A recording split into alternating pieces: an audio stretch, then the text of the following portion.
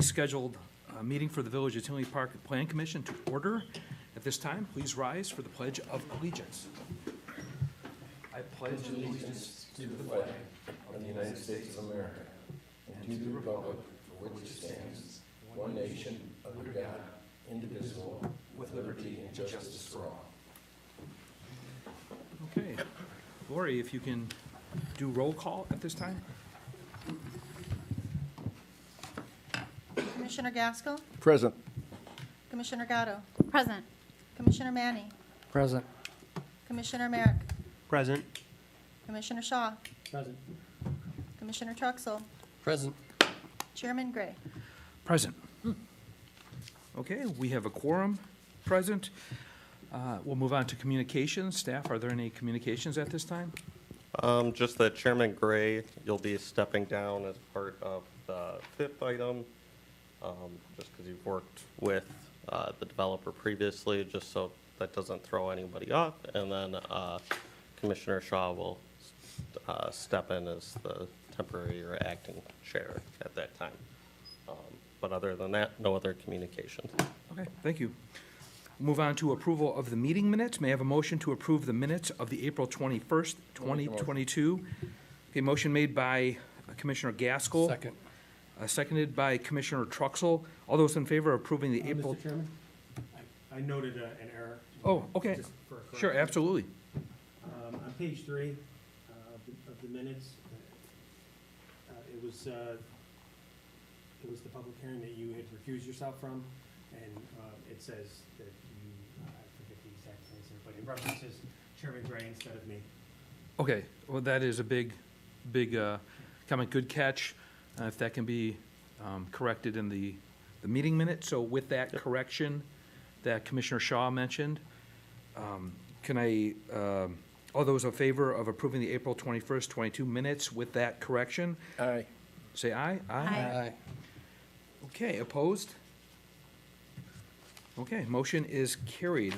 We'll move on to item 1. Item 1 on the agenda is a public hearing to consider recommending that the village board grant Eric Schmidt, the property owner, a variation from section 3.j of the zoning code fence regulations at the property located at 7501 Hanover Drive in the R3 single-family residential zoning district. This variation would permit the petitioner to install a 6-foot-high closed privacy-style fence to encroach 10 feet into the required secondary front yard where a privacy fence is not permitted. May I have a motion to open the public hearing? Motion. I heard Commissioner Gaskell make the motion. Any second? Second. Seconded by Commissioner Gatto. All those in favor of opening the public hearing say aye. Aye. Opposed? Okay, the motion is carried. I have received certification of the public hearing notice being published in a local newspaper. So anyone wishing to speak on this matter will be sworn in before they speak, but after the staff's presentation. So staff, if you could please proceed with your presentation at this time. Thank you. So this property at 7501 Hanover Drive is located in the R3 zoning district on the southwest corner of Hanover and Olcott. It's a corner lot, and the required front yard setbacks are 25 feet. Petitioner is proposing to do a fence, part of which complies by code as it wraps around the back of the property, and part of which we're here for this variation today.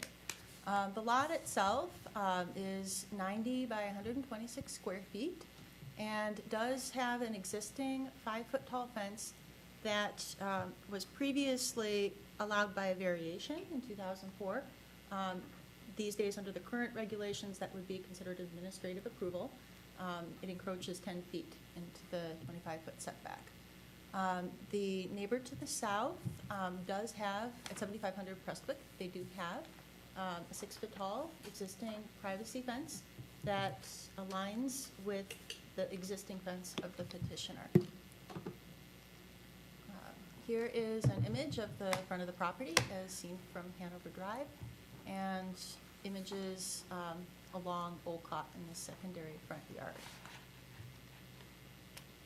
So importantly, in 2018, the village amended the fence regulations within the zoning code to help provide some clarity going forward in determining what would be allowed a permit or not. So with the 2018 fence regulations, some properties are not in compliance with that, as they are non-conforming constructed prior to these regulations.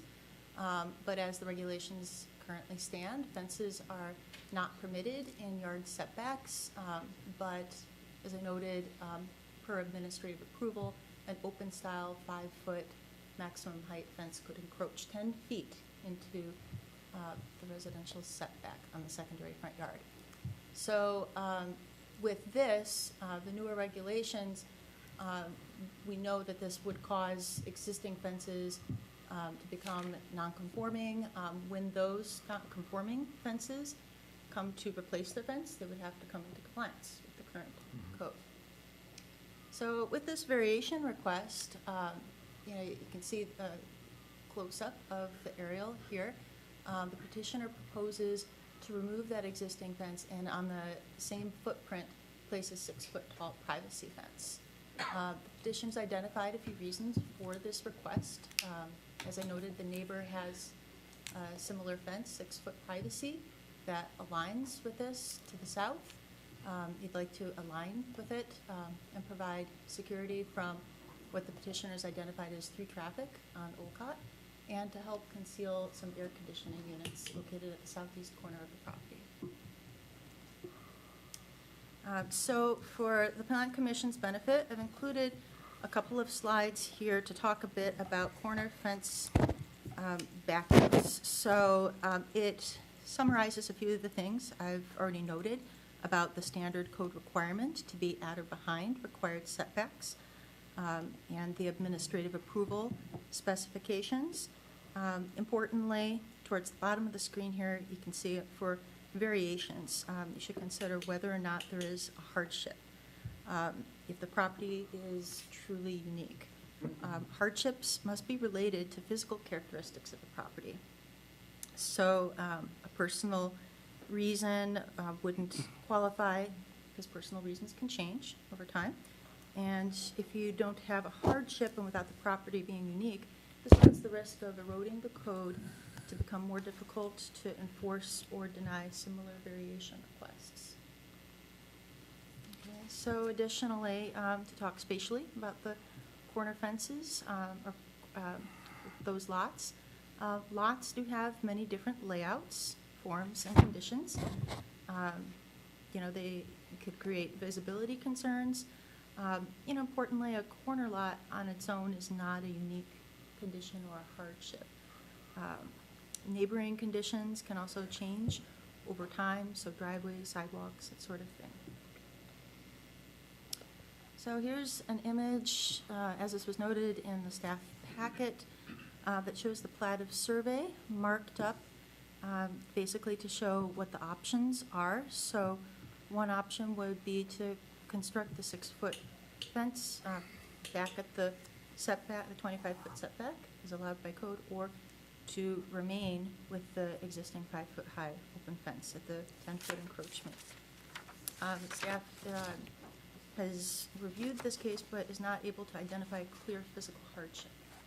So granting the variation, unfortunately, we are concerned that this may set a precedent and an issue, if that neighbor to the south, when they go to replace their fence, then, if the subject property tonight got a variation to go at this location, and when the neighbor goes to replace it, that, they may say, well, if my neighbor got it, why can't I? And it, having these regulations do create awkward situations with how fences are aligned, but we recognize that over time, fences do need to be replaced, and, eventually this could, be a situation where the neighbor would replace it, and, if they meet the code and tonight this variation is not passed, then those fences would align at the 25-foot setback in the future. So that concludes the staff presentation. There is some additional information in the packet about, the fence regulations, histories. If there's any questions, staff is able to answer. We also have the petitioner, Eric Schmidt here, his wife, and they're able to answer questions as well. Okay, thank you, Lori. Eric Schmidt, please, and if your wife wants to join you, if you don't mind approaching the lectern, and then stating your name, I'll have you, and you can write it down there too, but I will swear you in if you're going to speak. Yes, sir. My name is Eric Schmidt. Okay, I'll let you write, and then if your wife's going to speak as well, I'll swear you both in. No, okay. Just me, sir. Okay. Do you swear or affirm that the evidence you are about to give will be the truth, the whole truth, and nothing but the truth? Yes, sir. Okay, proceed. The fence we're looking to put in, and Mr. Ritter and Lori, thank you again so much for your time, like throughout the process. But my neighbor's fence to the rear of my house is only 14 years old. It's a white 6-foot vinyl privacy fence. The useful life of a vinyl privacy fence is approximately 30 years.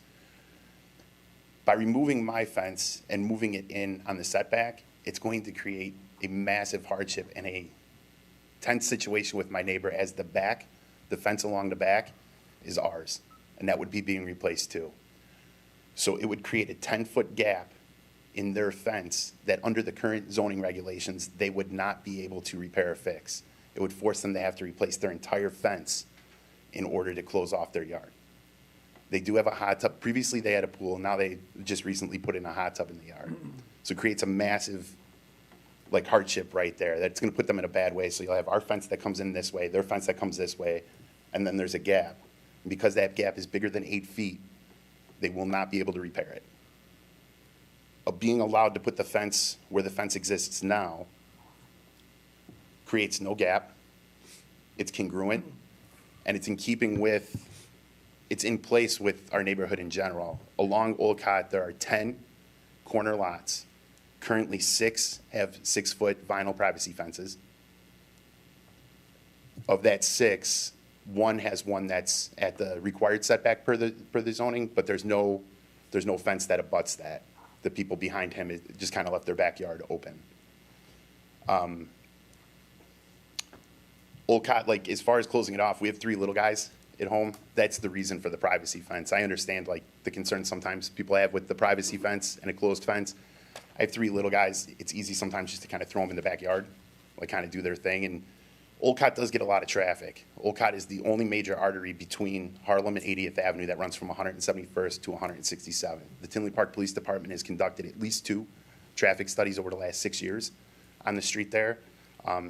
It's a main artery for the kids walking to school at Bannis Elementary, as well as we're right next to the retention pond where there's flag football practice, lacrosse practice, and just the kids playing down there, and then people you generally throughout the day who golf in there. So the biggest concern for me was my neighbors to the rear, because that does create a massive hardship for them. That fence is nowhere near needing to be replaced. Like I said, it's 14 years old. It was installed in 2008. I think that's about it. That's about all I have on it. I appreciate you speaking, Mr. Schmidt. You absolutely came prepared. At this time, I'm going to ask some of our commissioners to comment, and they may have questions for you. Yes, sir. So we'll go with Commissioner Gaskell. I have no questions. Okay. Commissioner Truxell. Yeah, so your rear neighbors have an existing 6-foot-high fence, Yes, sir. right? And the fence between you and your rear neighbor is your fence. I just want to make sure I understand this. Yes, sir. And so when you replace your fence, if we change the setback, you would have that 10-foot gap. I just want to confirm what I heard. Yes, sir. Okay. At the back of their lot on the north. And your fence would be the same material and color as the existing neighbor's fence then? Same material, different color. Theirs is white. Ours is a stone slate color, just in keeping more with Yeah. the color of our home. Khaki color, whatever? Yes, sir. A little bit darker than khaki. There's Yeah. one shade darker. Okay. Well, and I'll note, in talking with our director, they can replace that 10-foot gap with a 6-foot solid fence. So we've offered that solution as is a kind of a temporary solution until the neighbor would move their fence when they go to replace it, whenever they do.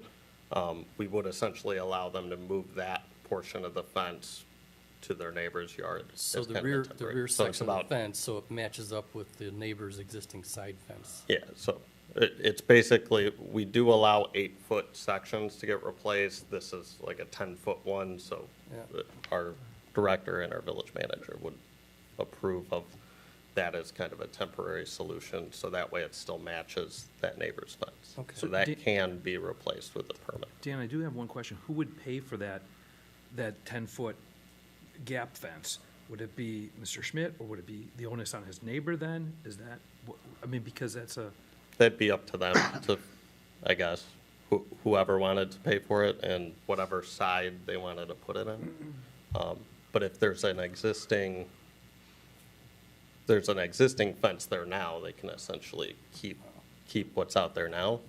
Or if they were gonna put a new one in there to kind of match what they were doing, okay, so they it could could, either be him or his so neighbor. they could leave what's existing there, and when they take down the fence, if it comes to that, they would leave that 10-foot section of existing and then replace with the slate fence.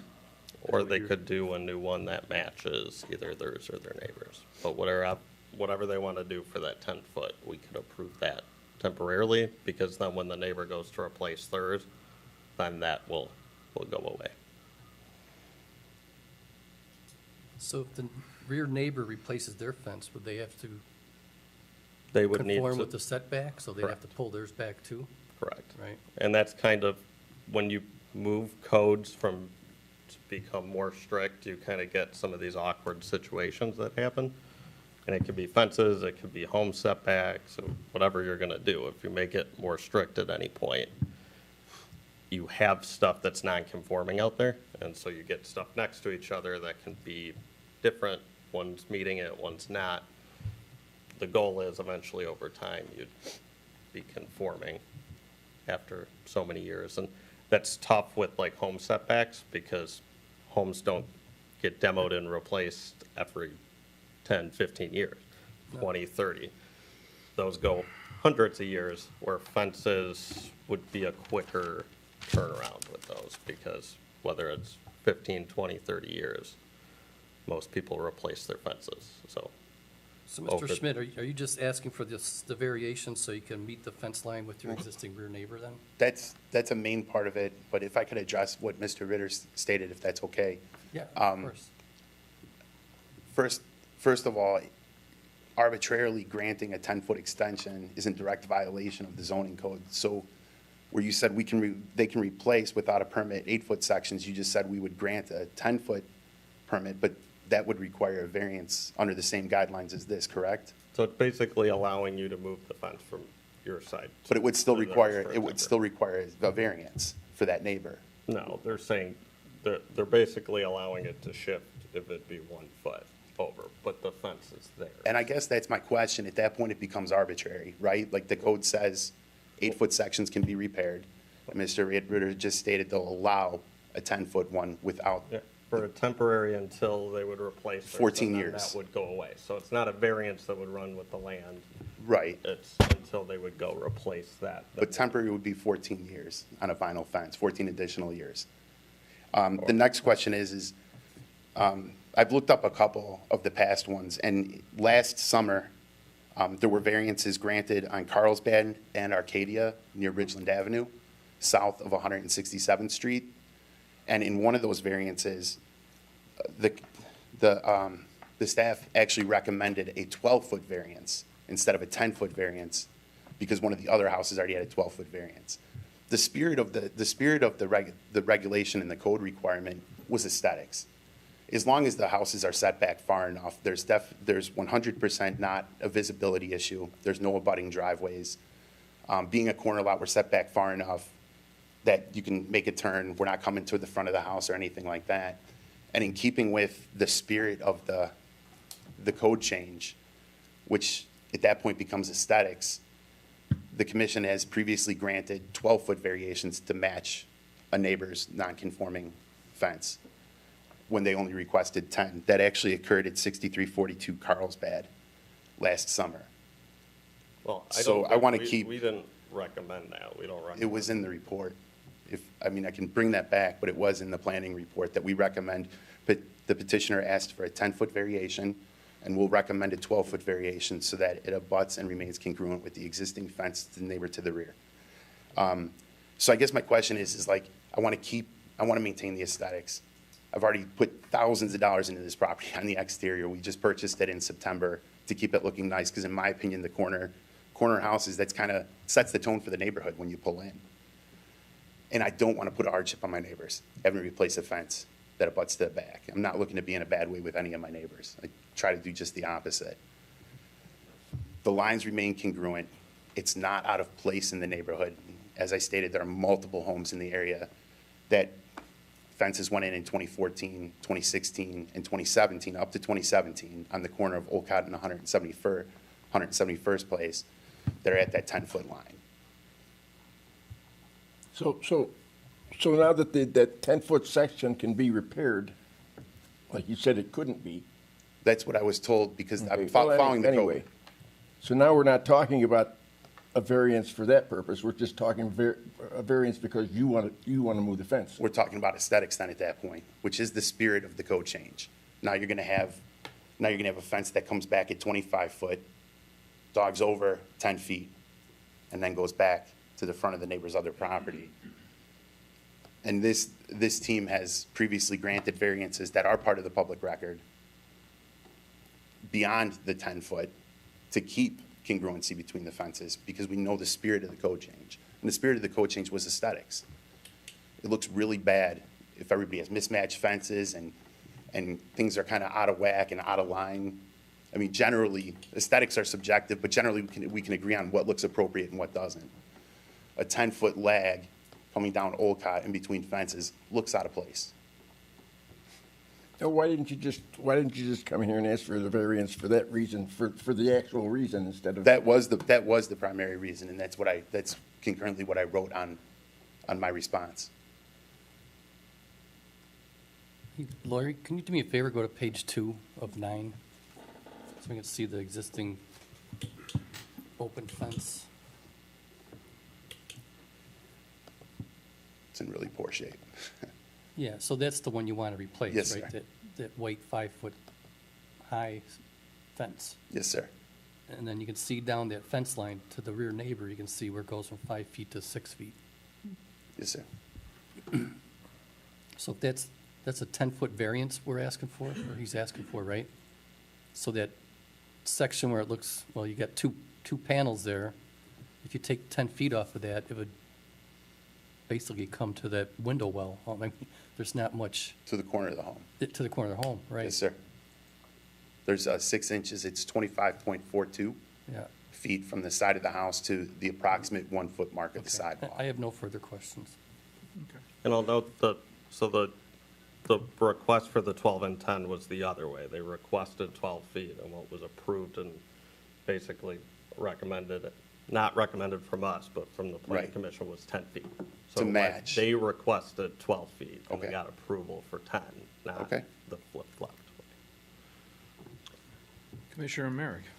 Yeah, so I guess my question is that if we went with the current code as it is now, what would that hook up to the neighbor's fence would be an angle? So I'm having a hard time visualizing what the hookup to the neighbor's fence would be. Would it end up connecting the two by dissecting it at an angle? They could either do, it They would could only either be bring like it over and 6. go like this? Yeah, it'd or they only be a could- couple inches, or they could drop it down and bring it over. Okay. So it wouldn't be a hard angle, but they could connect it a little bit on an angle, or they could flatten it and then do a little connection piece between the two.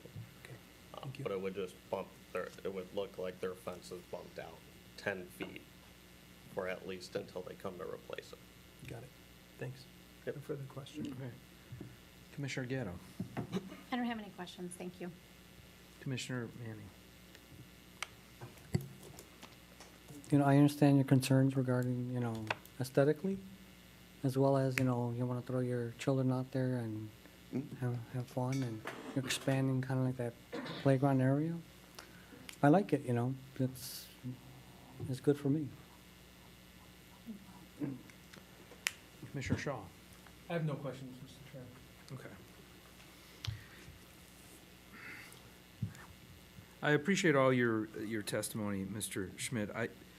I know in the staff's report, they had the concern about setting a precedent and it having a domino effect, right? So if you put this in, if it gets approved for the variance, then when 14 years, whenever the neighbor has to move, they're going to point to your fence and say, it doesn't match up, and you get this domino effect of neighbors getting variations down the line. The code did change after, as you mentioned, 2014 through 2017. It changed after that, and I understand your concerns. You make a pretty good argument in terms of the gap. One of my questions is, have you talked to your neighbor possibly about Yes. Yes, sir. who would actually foot the bill for that? We haven't decided that yet. Like I said, they were very displeased with the fact that there would potentially be a gap that would have to be replaced at all. They were not happy with that, and they weren't happy with the general look of their fence coming in and then lag. Like I said, a lot of this is aesthetics for the community. Fairfield Village is like, we're kind of tight. We moved there in September, but from just the other side of 171st on the O Street. We were actually on Ottawa Avenue. Because a lot of our friends are in there. Kids go to school there. Kids didn't have to change or anything like that. And the aesthetics are important to everybody. That's why when the legal notices went out, all the neighbors came up and said, what are we supposed to do? Like, they weren't sure. A couple people had called, they said, and they all like wanted everything to like look clean and nice. I understand. In terms of like unique physical properties, there's not unique physical properties, but the neighbor having you have to deal with talking. I can't imagine that a neighbor would be putting up money to then erect a 10-foot section when it's not even his project to begin with. So, I mean, there has to be, I think, another conversation or something. But that does have some sort of twist to it, in my opinion. But other than that, I don't have any other questions or comments. Anybody else on the commission want to chime in? No? Okay. Thank you, Mr. Schmidt, if you don't mind taking a seat. Thank you all again for your time very much. Dan, Lori, thank you again so much. Okay. So Lori, if you can go through the standard, I'm sorry, let's close the public hearing. Well, I would first, if you guys want to discuss it all to see where you're at, because for the most part, when staff drafted the standards, we didn't have anything that would meet those standards for a variation.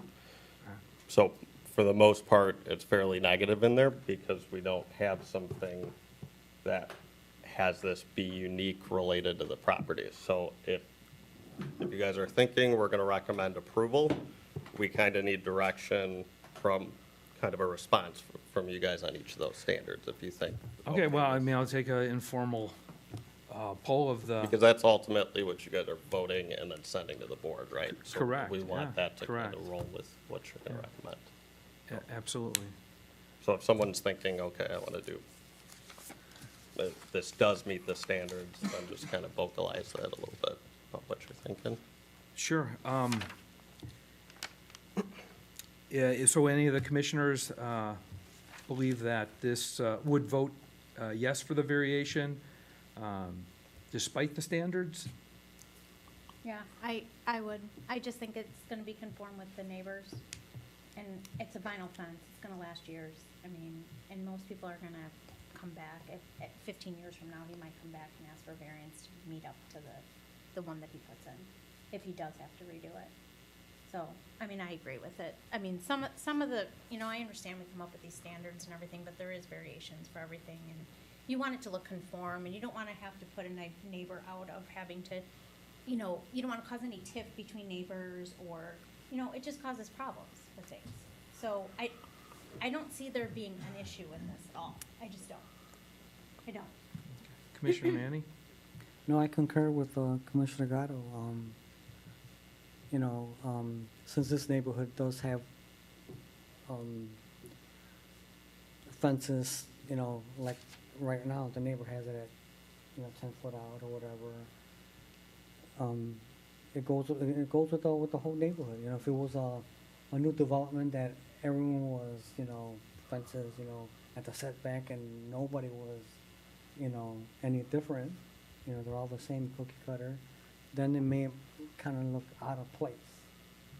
But since that neighborhood is like that, there's a mixture of fences, up to the, zero setback to 10 or 12, whatever. To me, it falls right in. It creates that neighborhood, uniquely.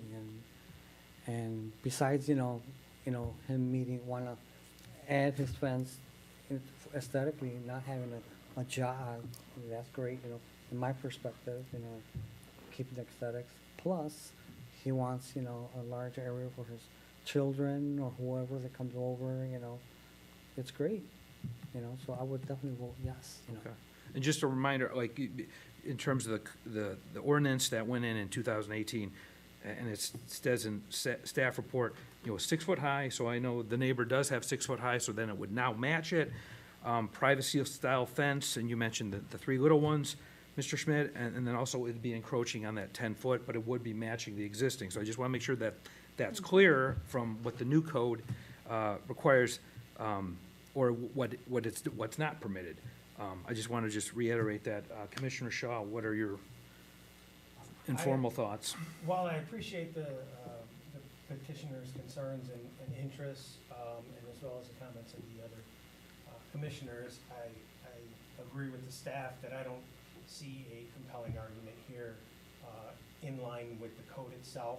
And when the new code was adopted, there was quite a bit of discussion, public hearing, and many of these types of situations were considered at the time.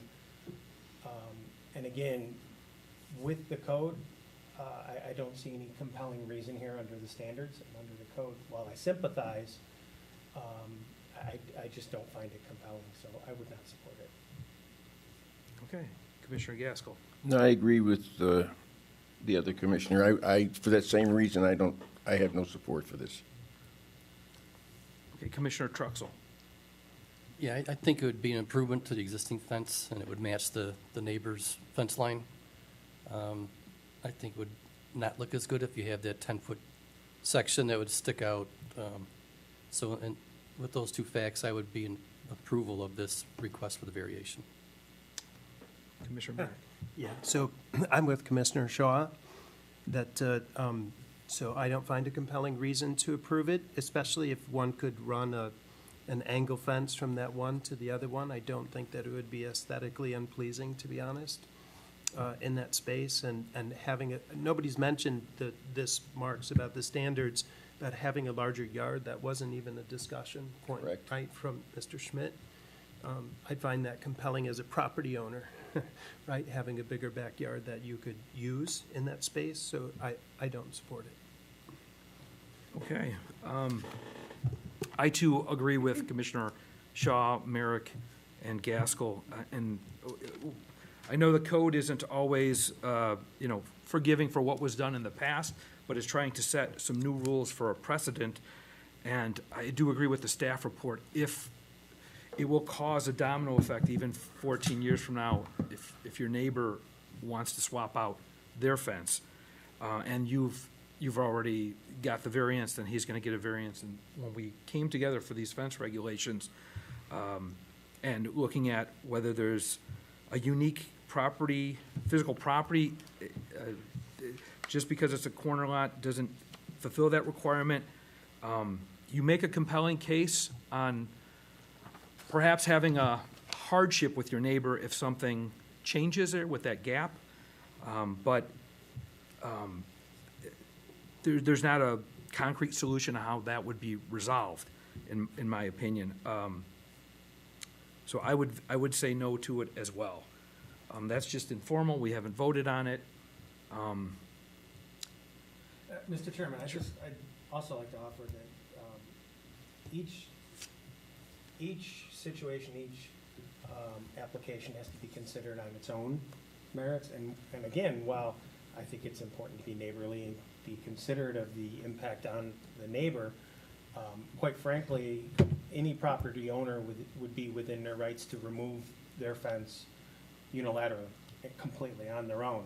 And in this type of situation, that would leave the neighbor's entire rear yard unfenced. While that is, it might be considered unneighborly, but I mean, that would be an individual property owner's prerogative to make that decision for their own property.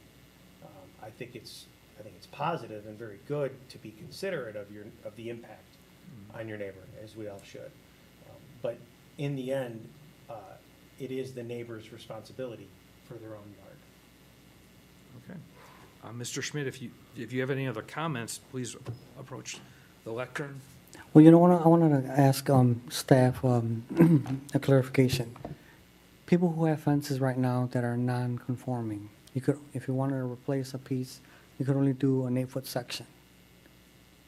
Yeah, it's typically up to, you can do maintenance, general maintenance, and then you can replace up to an 8-foot section. Up to an 8-foot typically. section. See, And this one, we're saying it is No, right, really a but- unique but situation, still, so we'll let them, it's just not an 8-foot section. replacing. To me, that, imagine, to me, it would look, if people would want to make updates, maintenance to their fences, existing fences, to me, in the long run, it'll start to look patchy. Here's, I had to fix this fence because, it's starting to get bad, but if they're wood, cedar, whatever, so I'll replace this section this year, next year I'll do another one, and then you get, this Well, horrible looking Yeah, so aesthetics the is goal out the would be window. they'd have to replace Well, it. right, so that's why when we did talk about, updating the code, back in 2018, I was one of the persons against it. Having your property, I want to enjoy my property, I want to add a fence, add, curb, add a fence to contain my backyard.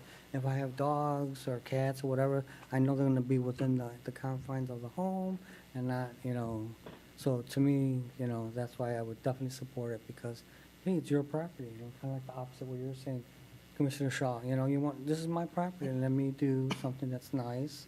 Again, he's keeping with the theme of the neighborhood, it's not, there's, it'll be within the neighborhood and, again, within the characteristics, and it's his property. Why shouldn't, I think these, the code right now, if everybody wanted to replace it, oh, no, you have to meet the code, then there's going to be a lot of homes that are going to be, that will have no fences, because now I have to comply, and it then doesn't work anymore, So I think this is one of the code sections that's kind of like detrimental, in my opinion, personally, and then architecturally as an aesthetic of neighborhoods and such. Sure. And we'll take, if somebody said, well, look, it doesn't meet the standards, so I can't vote, but we have some recommendation of, we don't like the code, right? That's a little different than a variation. You go, look, I think the code's bad, and here's some situations, maybe here's a recommendation of how you could tweak that. Right. While balancing the aesthetics. Well, right, but- Because we still allow the fence to go where they have a fence now, right? It's just not privacy. That's No. where with it was decided, okay, if you're gonna bump out and it's gonna be a privacy fence, it's gotta be open, because you can get with all the weird situations with corner lots, you get situations where that fence could be out in someone's front yard, like their actual front yard. So that it's difficult, right? You're balancing a lot of different Right. situations. But if you go, okay, well, if it's only 2 homes and they're back to back, and so in those situations, we feel those are different than other corner lot situations. That's the type of feedback we'd like to hear, because, and maybe you guys want to discuss, maybe separate from an actual case, you could kind of give us some guidance. If you guys all said, look, here's maybe what we recommend is changes to the fence requirements, because we're getting these variations, and we see a situation that makes sense to us why we'd want a fence there, but it's not meeting the standard. So Well, I what- guess something to think about, maybe we do a discussion when we have time about what your guys' thoughts are about changing our code as it exists today, if you want a fresh look at it. If not, and we want to stick to where it's at, then. Well, on that note, I just want to point out that we do have a code for a reason, and the codes, there is, in my opinion, no code that could be perfect. It's not going to be right-sized in every situation. And I recall when we went through this process to revise this, one of the pieces of research that was done, and one of the things that drove the change was the number of variances that had come through, and the number of them that had been approved for rather common sense reasons. And that's why we have a variance process, because the code is not perfect. It's not perfect in every situation. And that's if the code was perfect, there'd be no such thing as a variance.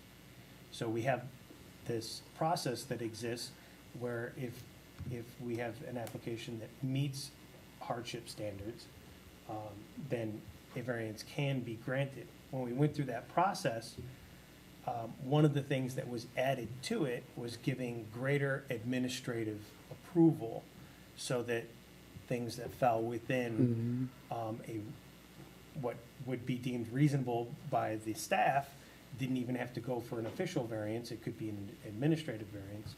And as I understand from reading the report, the staff has determined that there are a number of different avenues to meet administrative, the administrative variance or administrative approach, if not the code itself. And as I understand, the existing fence could be replaced as is, effectively, with a spaced 5-foot fence. So effectively, just a newer version of what's there, and that would be administrative approval. No variance required. It could be pulled back to the line for a 6-foot solid privacy. So there's a number of different avenues to meet the code. So again, the hardship, I'm not saying that a hardship exists. I sympathize with the desire to be consistent, to be aesthetically pleasing. But again, within the confines of the code, I'm just not seeing it. And I apologize for getting on the soapbox. Oh, no, okay. And with fence codes, it's difficult. So every town, I think every planner has ever been in, you'd think there'd be like, here's the universal one that keeps everybody happy. But if you give more flexibility to have people do fences that can go all the way out to sidewalks and stuff, then you start getting these visibility concerns. Then you start having fences that are really prominent in subdivisions, and they can take away from the overall look there. So I've seen it both, that you have some towns that don't allow any encroachment into those front yards. So Frankfurt, there's some other ones around here that just can't go at all.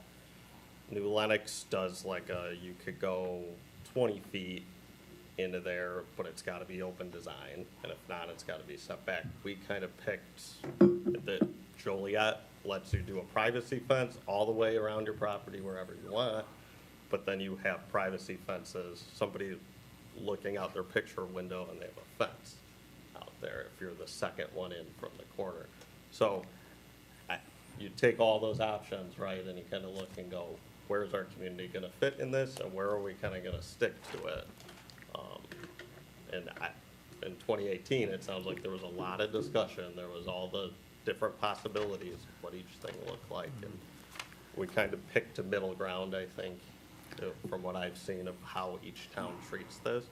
But it is kind of unique to each town. Of where do you feel like we fit in this? Do we just want to let privacy, open cell fences, do whatever you want, wherever you want, or do you want to dial it back and we want to see homes, we don't want fences to stand out and be the most prominent visible part in the town. So it's juggling those different things, but like I said, you'd think there'd be one code that every town could go look at and go, yeah, that's the one. It's a difficult one to look at all the situations in. No, yeah, I agree. There can't be one code, to make everyone happy, but just how the petitioner mentioned, well, he did his research. Hey, this was granted, that was granted. Hey, I'm just want something similar. Why can't I? And based on the poll, this is gonna not pass. So I think that's, I think our fence code should be relooked at because it's flawed.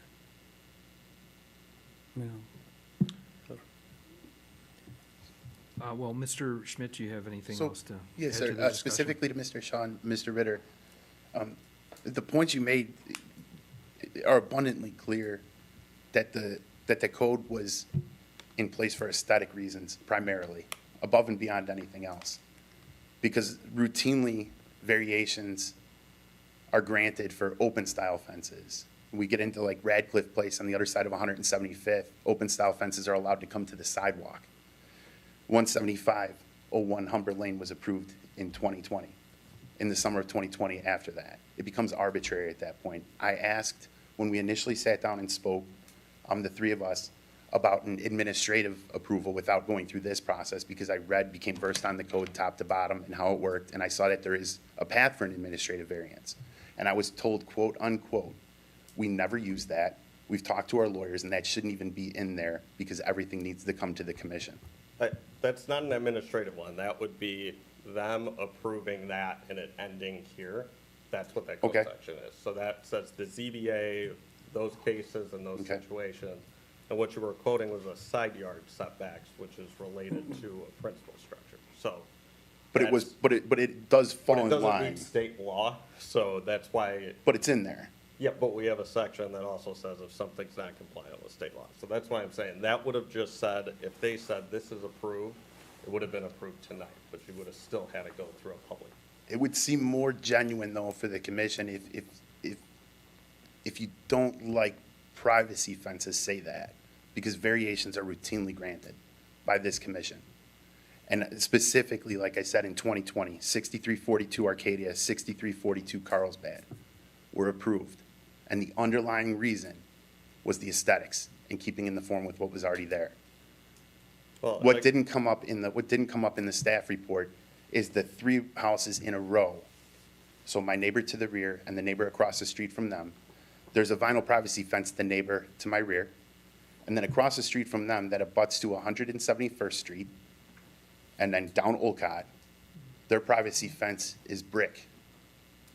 It's more than 10 feet off the property, and it has 10 feet sections in between each brick column that goes around. That fence isn't going anywhere. And as far as Commissioner Shaw, as far as a hardship, and Commissioner Gaskill, having an issue with your neighbor is a hardship. Telling your neighbor you need to go replace this section to close off is a hardship. That is a hardship. That is a very uncomfortable situation. For what are very nice neighbors. I love my neighbors. There's no issues at all. It's a massive hardship for them. So in denying the request, you're going against the spirit of the code, and that's to keep things looking nice. I mean, ultimately, that's what it is. That's what it is. That's what it comes down to at that point. The spirit of the code is to keep things looking nice. We know that we can all agree on that because, like I said, the commission routinely approves fence variances. Mr. Schmidt, can I ask you, in the staff report, page 5 of 9, they do have different alternatives that would, Correct. meet the code or get an administrative approval. I think Commissioner Merrick had pointed out, one of these which admittedly would bring the fence back in, so you would lessen effectively your backyard. So there are other options or alternatives, and I understand your point on the aesthetics and what's existing there now versus hooking up to your neighbor, but did you take a serious look at any of those other options? Absolutely, we did. So Olcott Avenue, while it was played down in the staff report as a major artery, is an artery. It's the only way in or out to Bannis Elementary School. The buses go down there every day. The kids walk. They call them bridge walkers, the kids who come from our side of Olcott, because they go into Bannis the back way down 170th Place. There's golfers every single morning in that field. off 171st and Olcott. That's where everybody parks along the street. The Tinley Park Bulldogs lacrosse team practices in that field to the side. The flag football teams from Tinley Park District, the Bobcats flag football, that is one of their practice fields. I like to sit in my backyard and eat dinner with my family in the summer. We're outside people. That's part of the privacy fence. As far as the other options go, would be arborvitaes is one thing that people throw up all the time. They throw up evergreens and arborvitaes. You'd have to go back on like Google Earth and look at it. I have about 12 holes alongside the fence up towards the house where arborvitaes had once been planted multiple times in talking to the neighbors. Part of the public utility and drainage easement is that side right there, specifically that side yard, or the secondary front yard is incredibly wet. When Lori came and took pictures, we saw it. It's always wet there. That's part of the drainage. Arborvitaes do not grow there. Evergreens will not grow there. Building a berm would actually change the flow of water in the area, bring water back onto the property or put more water back towards the street. So that's not an option. And as far as, like, again, with the privacy fence, I eat dinner in my backyard. I eat dinner in my backyard all the time. I spent years dialing in our backyard on Ottawa Avenue, and we enjoy it every single day. That's the reason for the privacy fence. And again, you mentioned that I didn't mention the size of the yard. It's in the staff report, though. My lot is 1,100 square feet smaller than what are typically required for corner lots on houses being built in Tinley Park. The required lot size for a corner house was part of the discussion when the new fence requirements were put in place. I'm about 1,100 square feet smaller than that. I believe we're 11,343 square feet, and the required corner lot size for homes going up now in zones R3 and R4 is 12,500. There's still 15 feet to the street. I'm not coming forward on the house. I'm not looking to close any of that off. As a matter of fact, one of the things I'm doing is I'm changing the landscaping a little bit on the side of the house and putting a little swing there. So when the boys are down in the field playing football or baseball or running around down there, we can sit out there and watch them, right? I'm not looking to close myself off from the neighborhood. I'm just looking to close off my backyard. And I'm looking to keep things looking nice. That's the most important thing at this point. And it's the most important thing to the zoning board. Ultimately, that's why this went into effect, that fence change went. It was based on aesthetics. And to say it's not is disingenuous. Because like I said, routinely, variations are approved, and routinely it's documented in the variations to keep congruency between the fences. I think Thank you. aesthetics definitely is part of it. I guess the concern is that the hardship still needs to be something related to the property. Because otherwise they're deciding, well, who's up here? Do they have a dog? Do they have kids? It starts to become a personal hardship, right? Which I think everybody understands. We get Absolutely. those, but that's where making decisions on those personal ones can get. It starts eroding the code because it depends on who's standing up here and what their situation is.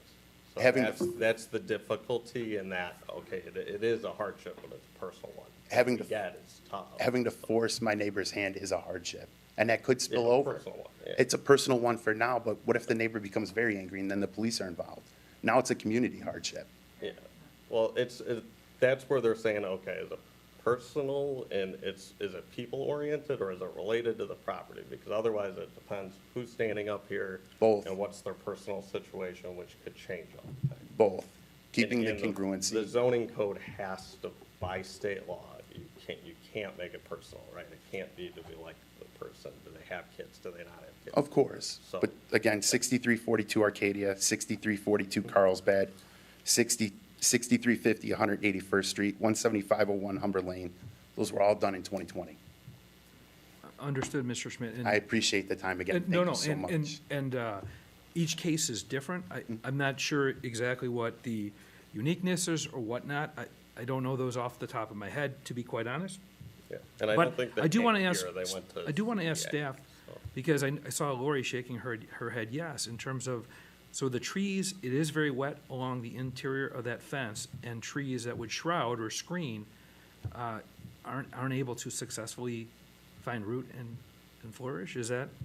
That's correct. I mean, we've had a lot of wet weather recently, but when I was out there on the site, I saw the holes that he was talking about. I met with him, and, yeah, the ground was soft to walk on, So, Mr. Schmidt, when did you try putting in trees? I never did. The people I purchased the house from did, and you can see them on Google Earth when you look, because that hasn't updated yet, Yeah. and they were golden. And when I spoke to the other neighbors, before I looked on Google Earth, I said, what are all these holes on the side of the fence? And they said, oh, they tried putting up arborvitaes. They didn't learn the first time, so then 4 years later, they put up arborvitaes again. We're the second owner of the house, so the first owners have been there since 2001. And they turn golden every time because, like I said, it's consistently wet. When I talk to the neighbors to the rear and everybody else, there's a drainage easement on the backside that kind of runs off onto the parkway there too. It's not the parkway, I apologize, the secondary side yard. It's consistently wet. And when Lori came out, it wasn't a rainy day by any means. I was actually out in the yard pulling weeds. Okay. I was just curious because that is part of the property. So if there's an issue where they can't do a workaround with the existing, how does staff view that? I haven't looked at it. I don't know if there is a solution, if there's different plantings that would survive there. I don't know. If you could say, look, nothing could live there, and that's something more related to the property, right? Yeah. But at the end, you could still have a solid fence on the property that meets the code. That's true.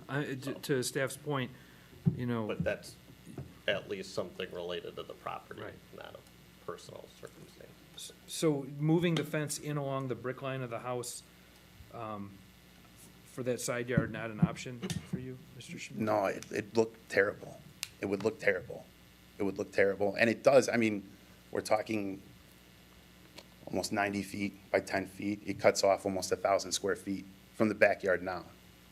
I'm not looking to build there. That's why I didn't write that. That's why I didn't write that in there. I'm not looking to pour patio in that 10 feet. I'm not looking to extend the house or the building line or anything like that. But it is usable space. And that wasn't, Commissioner Gaskell, that was in my notes, the staff report that I filled out. So I apologize, I didn't reiterate that initially, but that was in my report. So we're 1,100 square feet smaller than what current requirements are in place for corner lots of 12,500 square feet. We're 11,343. That was definitely a factor when the new fencing requirements went into place. Okay. Does anybody on the commission have a change in their informal vote? Okay, Thank you. okay. Thank you, Mr. Schmidt.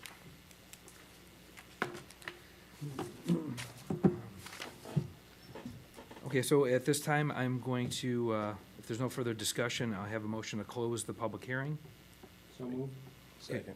Commissioner Shaw, motion made by him and seconded by Commissioner Gaskell. All those in favor of closing the public hearing say aye. Aye. Aye. Opposed? Okay, the motion is carried. Staff, can you please present the standards at this time? Thank you, Chair Gray. The standards that staff has drafted above in regards to evaluating for physical hardship, these drafted findings are not in support of the variation. So in this case, since there's been so much discussion, I'll read these through.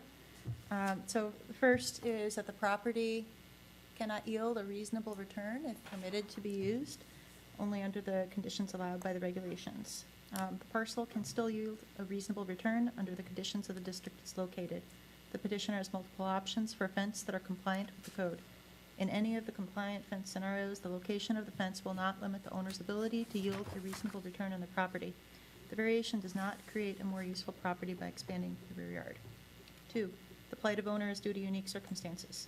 The subject property does not present a clear or physical hardship related to the property that makes it unique from any other corner lot. It is a corner lot platted with additional lot width to help accommodate the corner front yard setback requirements similar to other corner lots in the area. While a new fence meeting code requirements will either misalign or be a different style, open as opposed to privacy, than the neighbor's non-conforming fence at this time, upon replacement of the neighbor's fence, that fence will have to comply with code and will have an opportunity to match the subject site's fence without needing their own variations at that time. 3, The variation, if granted, will not alter the essential character of the locality. The variation, if granted, will alter the essential character of the locality. Aside from the two properties to the south on Old Tide Avenue, the majority of other corner lot properties in the neighborhood do not have a fencing or have fencing that complies with the required setbacks.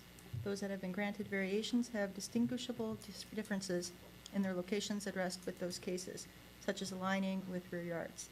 The existing lot is similar to other corner lots in the neighborhood and throughout the village.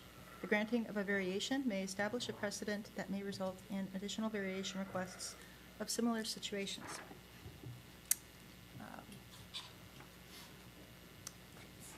And then fourthly, these are other points of consideration. I've highlighted the first two. The particular physical these are points to consider regarding hardships, that particular physical surroundings, shape, or topographical condition of the specific property would result in a particular hardship on the owner, as distinguished from mere inconvenience if the strict letter of the regulations were carried out, and that the conditions upon which the petition is based would not be applicable generally to other property within the same zoning classification. And so those first three are the state law required standards, and then the other ones are just considerations the village has adopted. Okay. Well, thank you, Lori.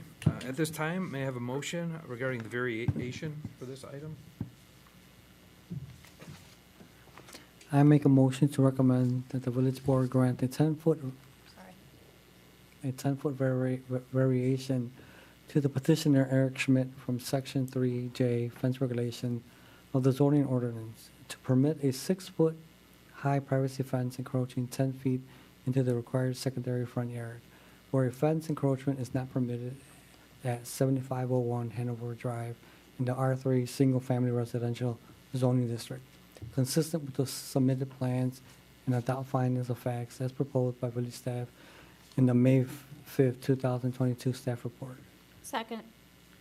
Okay, motion made by Commissioner Manny, seconded by Commissioner Gatto. At this time, Lori, can you take a roll call? Commissioner Gaskell. No. Commissioner Gatto. Yes. Commissioner Manny. Yes. Commissioner Merrick. No. Commissioner Shaw. No. Commissioner Truxell. Yes. Chairman Gray. No. Okay, the motion is not carried, so this item ends here. Mr. Schmidt, staff, is there any other instructions? Well, so this will go to village board, still, it goes to village board. Tuesday? Yeah, Tuesday, May 17th, and that would be for first reading. Since it's not unanimous, it would have to go to 2 readings at the board. So it'll go May 17th to the village board for that. Okay. So you're welcome to attend that one. Yeah, yep. Typically, there's not a hearing like this, right? They're going through their standards. They may allow, they often will say if somebody's here and wants to speak on it. So we can be in contact with you about that. Thank you. Yep. Well, good luck, Mr. Schmidt, and thank you for your time tonight. And they will, with the 3-4 vote, it usually catches their attention. So they may ask if you have anything else to add. Yep. Okay. We will move on to item 2 for tonight's meeting. Item 2 is a public hearing to consider recommending that the village board grant Jim Stulga, the property owner, a variation from Section 3.J of the zoning code, fence regulations, and Section 3.H, permitted encroachments at the property located at 7240 174th Place in the R4 Single Family Residential Zoning District. This variance would permit the petitioner to install a 5-foot high open-style fence to encroach up to 25 feet into the required secondary front yard located on the property line around the existing patio. A variation is also requested for the existing patio to be located in the secondary front yard and closer than 5 feet to a property line where a patio is not permitted. May I have a motion to open the public hearing? I make a motion. Okay. Second. Okay, motion made by Commissioner Gaskell, seconded by Commissioner Truxell. All those in favor of opening the public hearing, say aye. Aye. Opposed? Okay, the motion is carried. I have received notification of the public hearing notice being published in the local newspaper, so anyone wishing to speak can be sworn in later after the staff gives their presentation. So staff, please proceed at this time. Okay. The property at 7040 174th Place is shown here on the aerial. It's in the R4 zoning district. It's at the northwest corner of this intersection that you see across from the connecting cul-de-sac. And, this property is similarly surrounded by other residential properties in that area. R4 zoning district requires a 25-foot front yard. And this property is 65 feet by 105 feet. On the property, there's an existing 4-foot-tall wooden picket fence that runs along the property line on Oconto, which is what would be the secondary frontage. And this fence, village has not found any permit of the record for it. Also on the property east of the home is a patio. This did receive a village permit in 1987. But this would be non-conforming now as it's in the front yard. Other characteristics of the property, it is situated with the home kind of central on the lot, central southerly on the lot, and there's a detached garage that's on the northeast edge of it. So patio is just east of the home. What would be considered the rear yard is north of the home, between the home and the garage. So here are some images that help illustrate that. So you can see the existing concrete patio. There's a side door that opens out into the patio area, and you see the fence basically wraps around the south end of the patio and then continues along further north on the property. The image on the upper right shows what would be that rear yard area between the home and the garage. So as noted in the previous case we just discussed, in 2018, we provided a code amendment for fence regulations for clarity, and fences can't be in the yard setbacks. You can do it administratively with 5-foot open style, 10 feet into the property. Patio regulations, they are not permitted in front yards. They are, however, in side yards or rear yards. And patios may not be placed any closer than 5 feet to a property line. So the petitioner has requested a variation. Initially it came in for just the fence. He asked to replace this, initially came in to request a 6-foot privacy fence in the same footprint that the existing fence is in, with the exception that it would wrap around the patio and then continue setback as an open style to the driveway. The petitioner has tried to go a little bit more with the code to reduce that to open style. So I've shown in red here where that non-conforming portion would be. In yellow would be the patio. Staff felt that it would not make sense to have a fence enclose an area that is not permitted. Is not conforming. So even though that patio was permitted, I think it was in 1987, if the owner at this point wanted to replace the patio, he would not be able to do it. So the petitioners thus requested the second variation for the patio as well. So, for the fence, the new 5-foot high, requested 5-foot high open style would help enclose the existing patio. And, for the patio, his reasonings were that this location is convenient because it's adjacent to this side door. There's no door on the north, which is the rear of the home, and that in that rear yard location, there's existing equipment that the homeowner feels would need to be rerouted to be able to accommodate a patio there.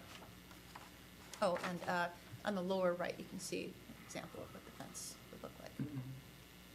So I'll just very briefly go over this because we just discussed it in the last case. The corner fence backgrounds. Fences have to be at or behind the required setbacks, 25 feet in this case, and administrative approval would allow the fence to be 5-foot open style at 10, going up to 10 feet into the required yard setback. So in this case, since there's a patio, that would ostensibly run through the patio, if done by administrative approval.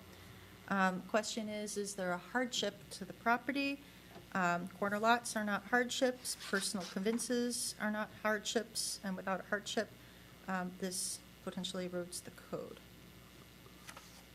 And then lots have different layouts, there's different concerns, visibility being a large one.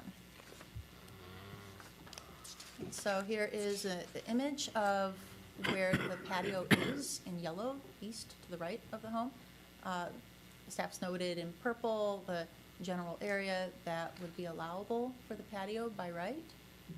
And then the green indicates portions of the fence that they would be able to do by administrative approval that they're proposing. But here for you tonight is the portion that would go around this enclosed patio. The petitioner wants it to go all the way up to the property line, which is basically the sidewalk. So a full 25-foot encroachment. If done by administrative approval, the 10-foot encroachment would run through the existing patio.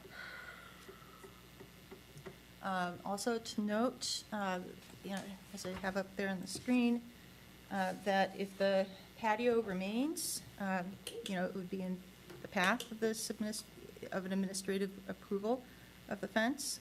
If the patio variation is not approved, then the fence variation would not have a purpose if the patio in the future were to be removed. So this concludes the staff presentation. Staff has drafted the findings of fact. These findings of fact are not in support due to the lack of a clear physical hardship. The petitioner is here, Mr. Jim Stolga, to be able to answer any questions. Okay, Mr. Jim Stolga, if you could please approach the lectern, sign in, and then state your name, and I'll swear you in.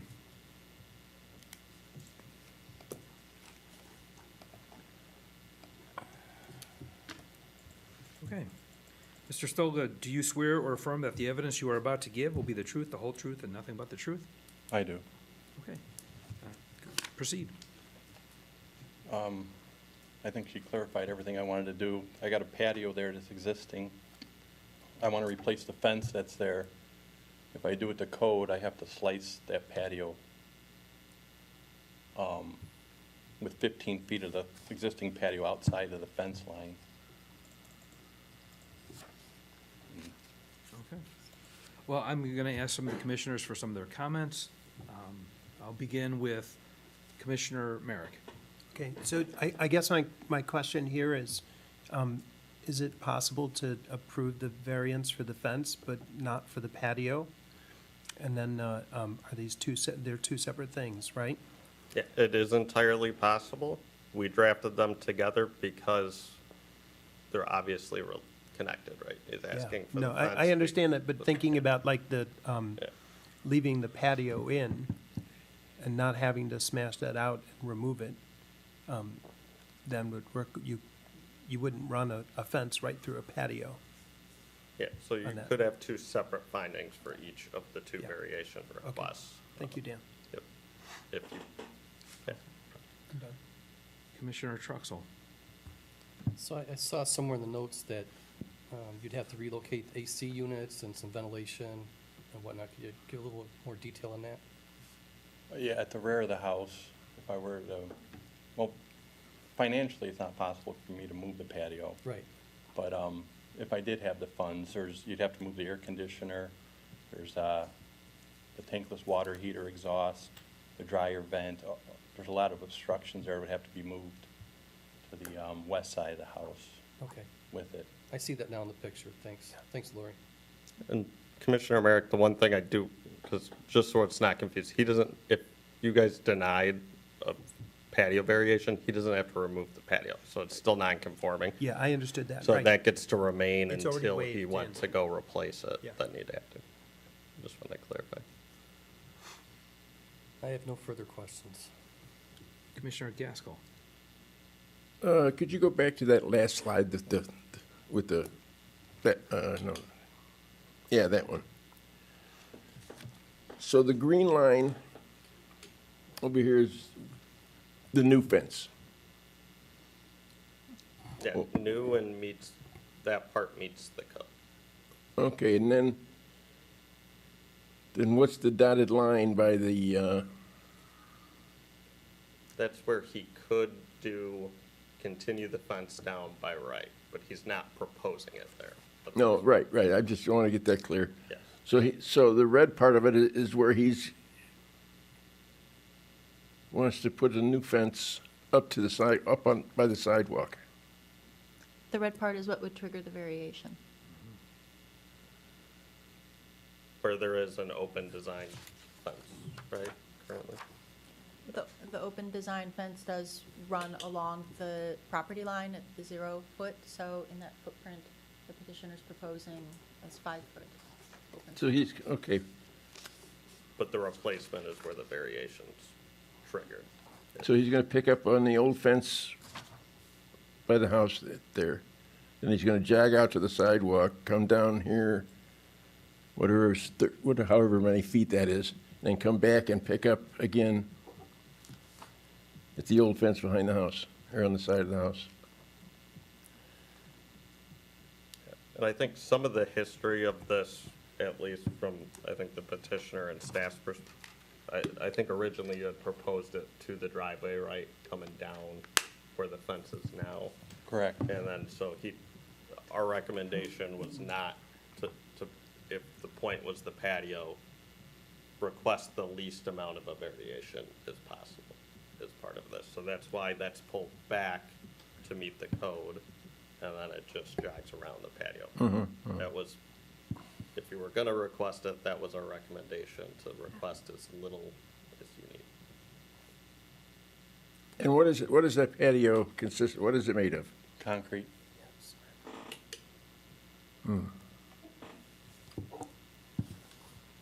Okay, that's all I've got.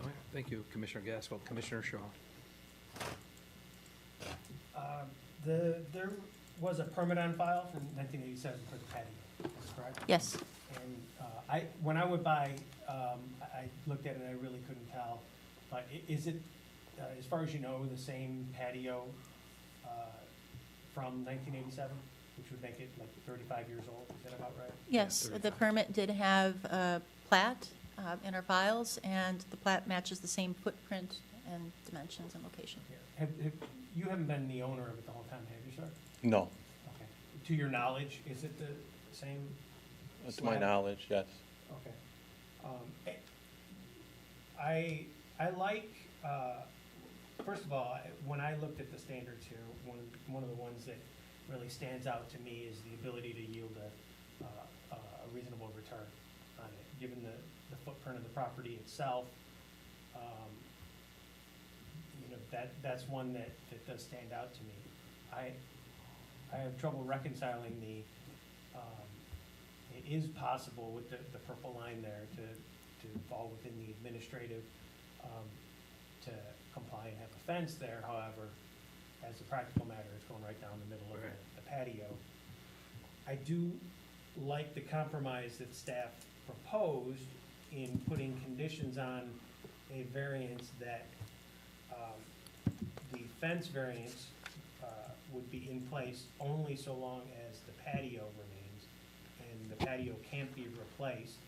It would need to be taken out, at which time the fence variance would cease to be approved. I don't know what the right term on that would be, but the agreement, if I'm understanding that, would be that at such time the patio was removed, the fence variance would no longer be in effect and would therefore have to be pulled back. I think that that's a reasonable compromise, and my only concern on that would be, given that the patio is already 35 years old, how far off are we from that? And if we granted under those conditions, that to me would actually be an incentive not to replace the patio, and it would therefore potentially fall into disrepair. So those are the things that I'm looking at when I'm trying to, decide on this one. I do see, a bit of a hardship there, primarily because of the circumstance here, with the size of the lot and the options you have, under the code for doing it. So, those are the, and one point here, I'm not sure, the green part, with the jog, we're talking about the same style of fence throughout? Correct. Okay, all right. So anyway, those are my considerations, that's how I'm looking at it, just so that you have a sense for what we're looking Sure. at. I really, you're welcome to comment on any of those points there, but, that's. Just that the patio is still in great condition, just has 2 stress cracks, minor, no buckling or anything, Okay, so, yeah, no like I chipping. said, when I went by, it didn't stand out to me that it was sinking or Right. broken or shifting, but it's 35 years old, so that, Right, must have been a decent Well job when done, they put yeah. it in, good base and all that. And I'll just say, we're not recommending that, we just pointed that out as an option if you guys like somehow connected them. So, we, Okay, well, Yeah. fair enough. not a recommendation, but we want you guys to have all the Yeah, tools. as a technical matter, staff is not recommending that, but I appreciate that you put that forth as an Yeah. option. It's for us an to option. consider. There's still problems with that too, right? Because then you could point back at that time and go, but I got a fence there, so now I want the patio to stay. Right, But and it- that's the other thing is that, whether it's plan commission or zoning board of appeals, whichever, there's the functional approval, and then there's enforcement, right? So, down the road, while there might be conditions set on the variance, then it becomes a enforcement and monitoring problem down the road. So, Okay, thank you, Commissioner Shaw. Commissioner Manny? This is something that I was, talking about on the previous, agenda 1 item. Fence is there, you should be able to just replace it to whatever materials, he wants to do a nice, wrought iron fence, just makes the property look better and, or, to their liking, and that's that. Okay, thank you, I mean, Commissioner. that's all my comments. Commissioner Gatto? I'm okay with I think, it's gonna look way better than what it does right now. So the 5-foot open style fence, the wrought iron will look great. I do agree with, staff's, recommendation to, after the patio, to jog in to where the property line isn't adjacent with the sidewalk. Is that what you're suggesting, Dan? Right, to jog the fence in after, right? Yeah, Yeah. I think that's what they proposed here, Yep. is they jog it in so that Yeah. it's only non-conforming just Around the patio. Yeah, I'm okay with that. I think that's a great compromise. And that's all I have. Okay, thank you, Commissioner Gatto. Most of the commission has echoed some sentiments that I have. Looking at staff's option for, through the code or the administration of approval, I think Commissioner Merrick or Truxell had mentioned, we know you're not gonna put a fence right down the patio, and then leave the other portion open. And you stated that moving the patio to the north would be cost prohibitive. Not only that, you have some utilities and other structures that reside there. So there is limited options here because of that patio that was approved in 1987. With that, I don't have any other comments. Those are just, the options here are a little bit more limited based on what staff gave in the report on page 4 of 7. With that, any other comments from the commission? Okay. If there's nothing further, Mr. Spilga, you can sit down. thank you. Okay.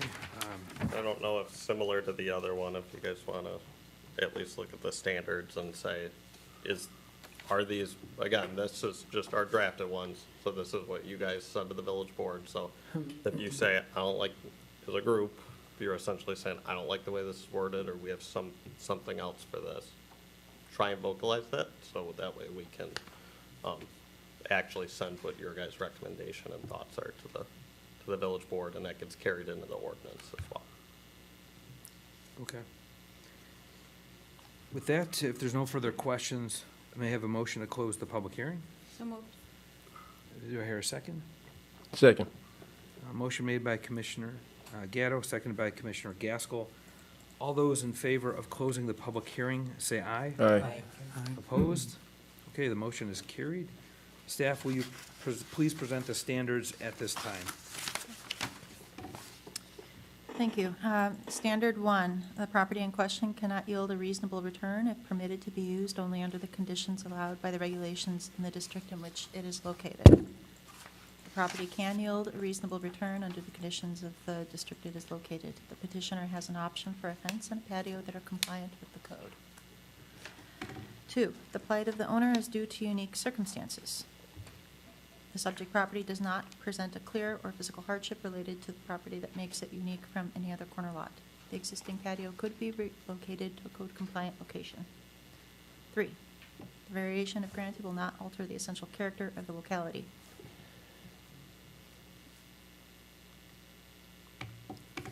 The variations, if granted, will alter the essential character of the locality. The majority of other corner lot properties in the neighborhood do not have any fencing or have fencing that complies with the required setbacks. Also, though the subject patio is existing, the other properties nearby do not appear to have patios in the front yards. The existing lot is similar to other corner lots in the neighborhood and throughout the village. The granting of a variation may establish a precedent that may result in additional variation requests of similar situations. And then, fourthly, for your consideration, the first 2 items are bolded. The particular physical surroundings, shape, or topographical condition of the specific property involved would result in a particular hardship upon the owner as distinguished from a mere inconvenience if the strict letter of the regulations were carried out. And the conditions upon which the petition for a variation is based would not be applicable generally to other property within the same zoning classification. That concludes staff findings of fact, and I have the motion up on the screen. Okay, at this time, may I have a motion regarding the variations for this item? Can we separate these? Staff? They are 2 separate motions, so we Okay. do have them drafted. They are 2 separate ones, so you can vote. Got it. The first one is the fence, right? Okay. Yes. The fence, and then the patio is the second motion, so there'll be 2 separate ones. Okay, so can I have a motion for the fence? I'll make a motion, Mr. Chairman. I'd like to make a motion to recommend that the village board grant the following variations. We're gonna do these separate votes. Correct, yes. Following variation to petitioner Jim Stoga. The 25-foot variation from section 3J fence regulations of the zoning ordinance to permit a 5-foot high open fence encroaching 25 feet into the required secondary front yard where a fence encroachment is not permitted at 7240 174th place in the R4 single-family residential zoning district, consistent with the submitted plans, and adopt findings of fact as proposed by village staff in the May 2nd, 2022 staff report. Do I hear a second? Second. Okay, motion made by Commissioner Shaw, seconded by Commissioner Gatto. Lori, could I have a roll call, please? Commissioner Gaskell. Yes. Commissioner Gatto. Yes. Commissioner Manny. Yes. Commissioner Merrick. Yes. Commissioner Shaw. Yes. Commissioner Truxell. Yes. Chairman Gray. No. Okay, the motion is carried. Could I get a motion regarding the patio? I'll take it. I make a motion to recommend that the village board grant the following variation to the petitioner Jim Stolga. a 25-foot variation from section 3H1 permitted encroachments of the zoning ordinance to permit an existing 682 square foot, 22 feet by 31 feet patio to be located in the secondary front yard encroaching 25 feet into the required secondary front yard where a patio encroachment is not permitted at 7240 174th Place in the R4 Single Family Residential Zoning District, consistent with the submitted plans, and adopt findings of fact as proposed by village staff in the May 5th, 2022 staff report. Okay, do I have a second for the motion? Second. Mr. Chairman, I'd like to amend the motion. Go ahead. Oh, I'm sorry. You Well- have a second. Yeah, and unless, I mean, there's a motion on the floor, so you could have discussion on it or something if you want to vocalize what you would Yeah, like to do. specifically, You can retract it technically, I if guess you it's want, not or maybe they an can- amendment. I just want to clarify conditions, because for the fence, we didn't specify any conditions. And as I stated in the discussion, my preference on the patio variation would be to include the condition discussed that, and actually, now that I'm thinking about it, that probably should have been on the fence variation, not the patio variation. That if the patio were to be removed, then the fence variation, that the non-conforming fence section would need to be removed. Or maybe that's a third motion? Yeah, if you guys wanted to vote to amend that one, I think we get what's going on, so Yeah, I just wanna maybe make sure vote that on the it's patio first clear. and go back, and if you want to say, we want to amend the first one to include this condition, and everybody's the same vote, Okay. then that'll be, Point is, I'm the only one who mentioned it, so I have no idea whether that's a moot point. Right. Perhaps so- we should do a third motion, Okay. because we may not have the same vote. sure, yeah, we'll do a third one with that condition on it. Fair And enough. then if everybody agrees that one, they want to override that first one, we can Okay. do that. If it's separate, then we can send both motions to the board, and they can choose which one they like best. Okay. So, Fair- Commissioner fair Shaw, I'll enough. have you restate that for the third motion. We do have a motion on the floor right now. It was seconded, I believe, by Commissioner Gatto. So Lori, at this time, could I have a roll call for motion number 2 regarding the patio? Commissioner Gaskell, No. Commissioner Gatto, Yes. Commissioner Manny, Yes. Commissioner Merrick, No. Commissioner Shaw, No. Commissioner Truxell, Yes. Chairman Gray. Yes. Okay, the motion is carried. Can I have a third motion at this time?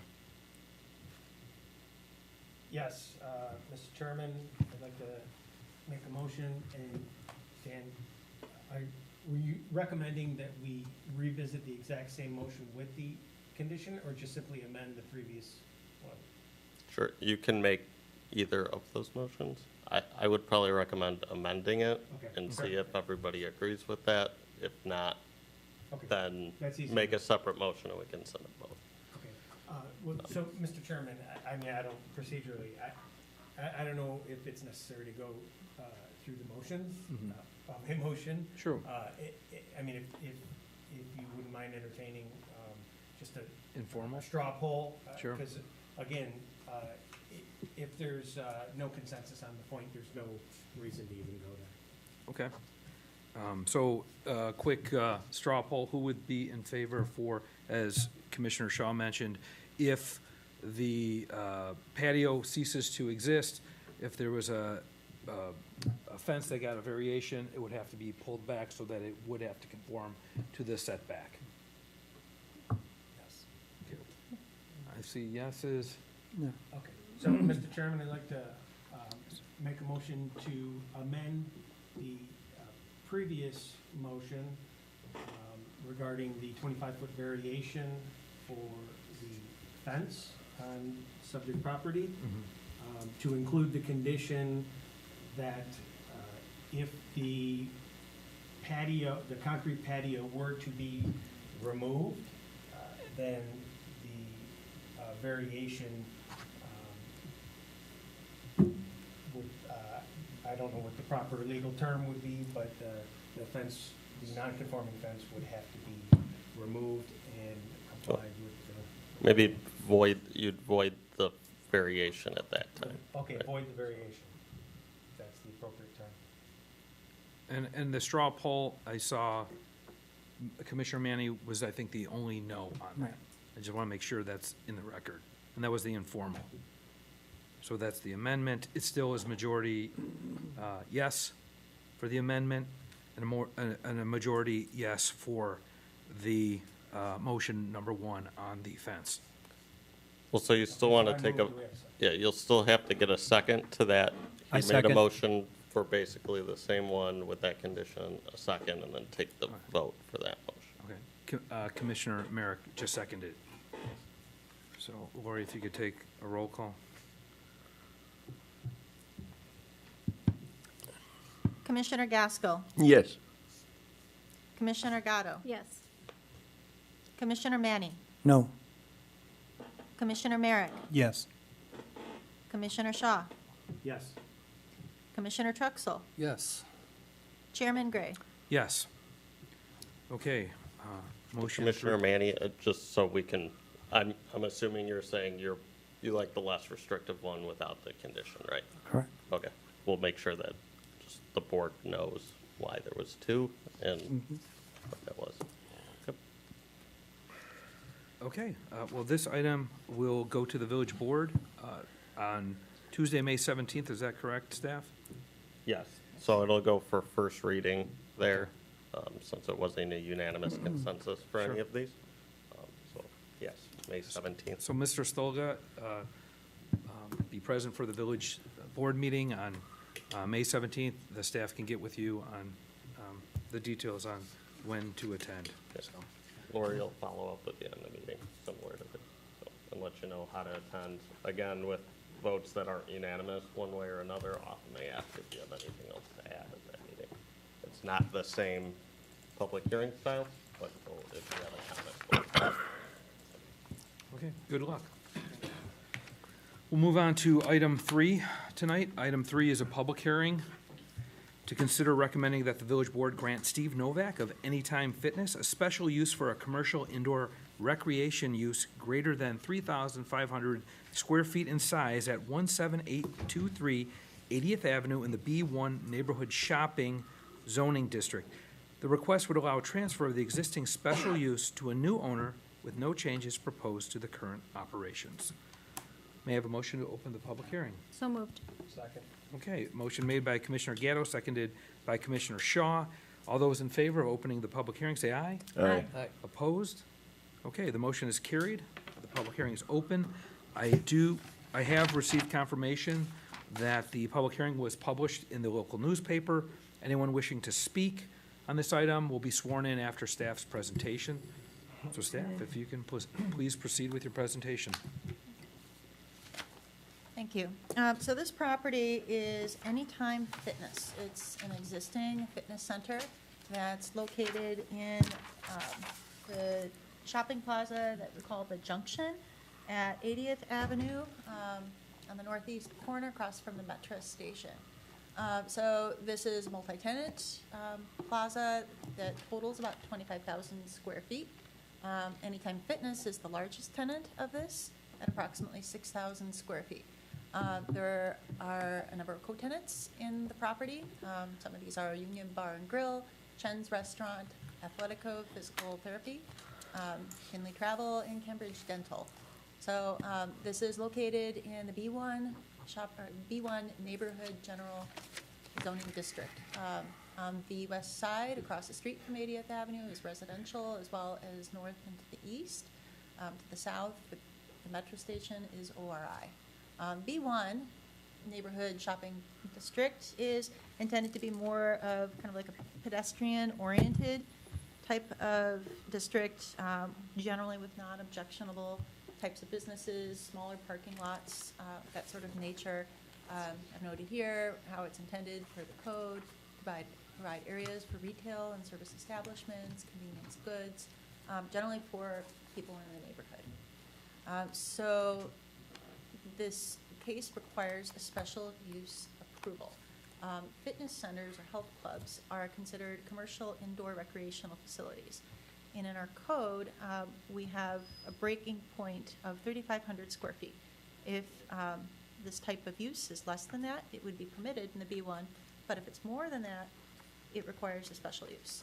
So a few years ago, in 2019, the previous owner of this property came to the village and received a special use permit approval. Now, special uses don't run with the land. Instead, they run with the owner and the nature of the operation. And in this case, the owner did just recently purchase the property.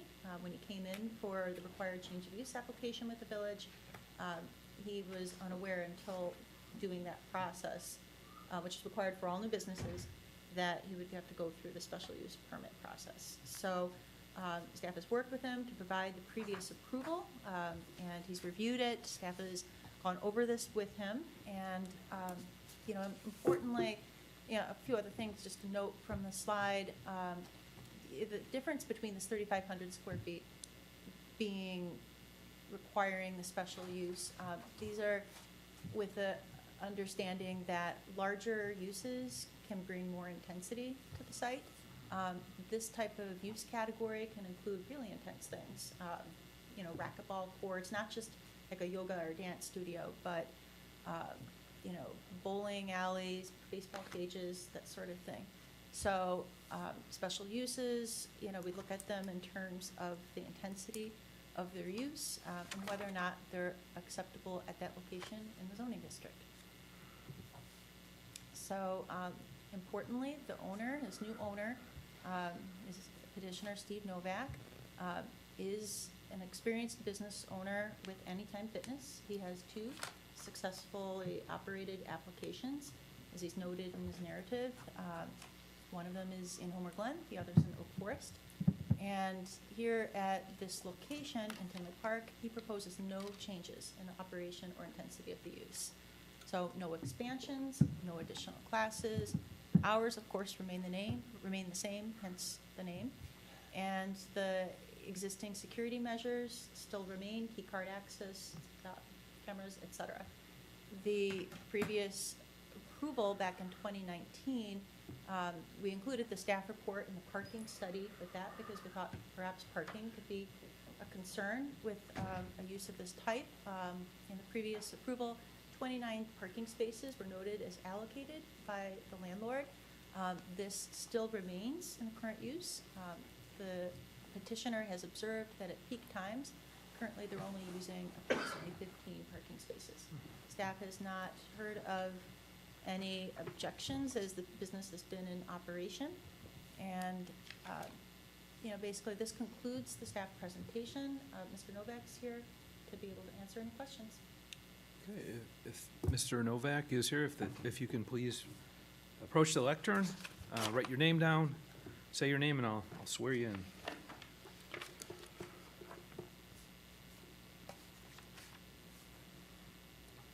Hello, my name is Steve Novak. Okay, Mr. Novak, do you swear or affirm that the evidence you are about to give will be the truth, the whole truth, and nothing but the truth? Yes, I do. Okay, proceed.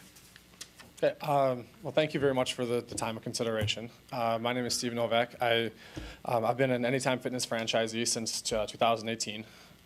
It's my passion to help people reach their fitness goals. Myself personally, I've lost over 100 pounds, and I understand how impactful that is in people's lives for their physical health and mental health especially too.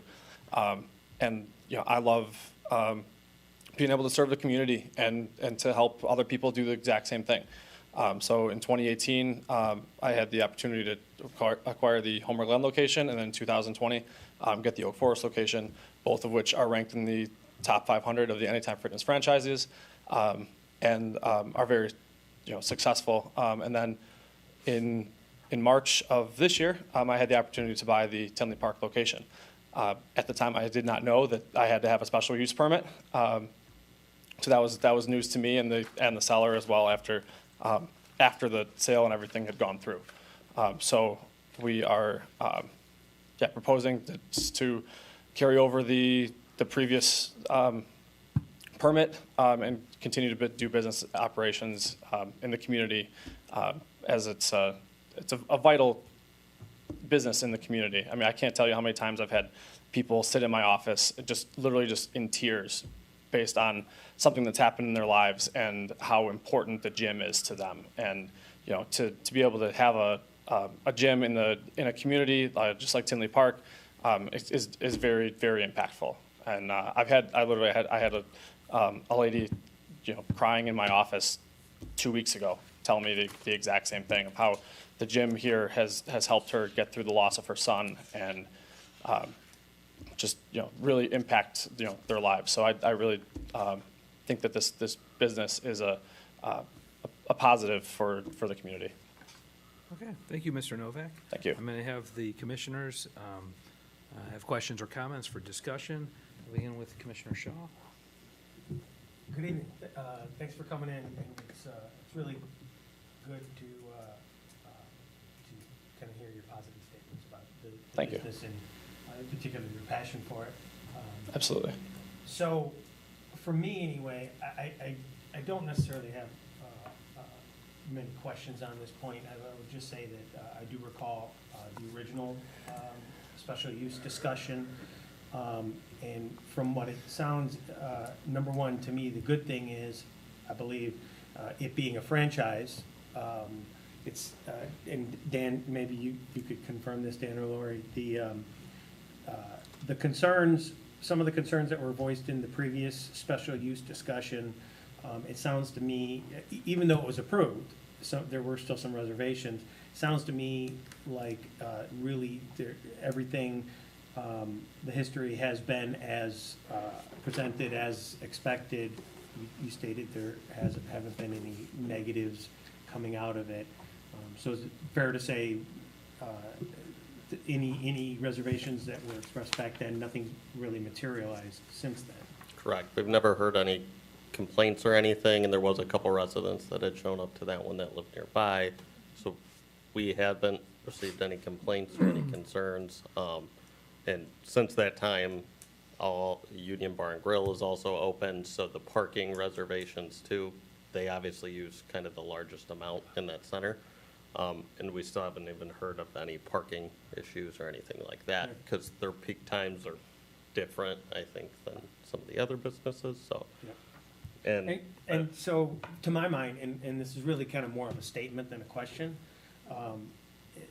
that right there, in addition to the fact that it's a franchise, and I'm making a bit of an assumption here, but you said there's no intent to change the nature of the operations, et cetera. Correct.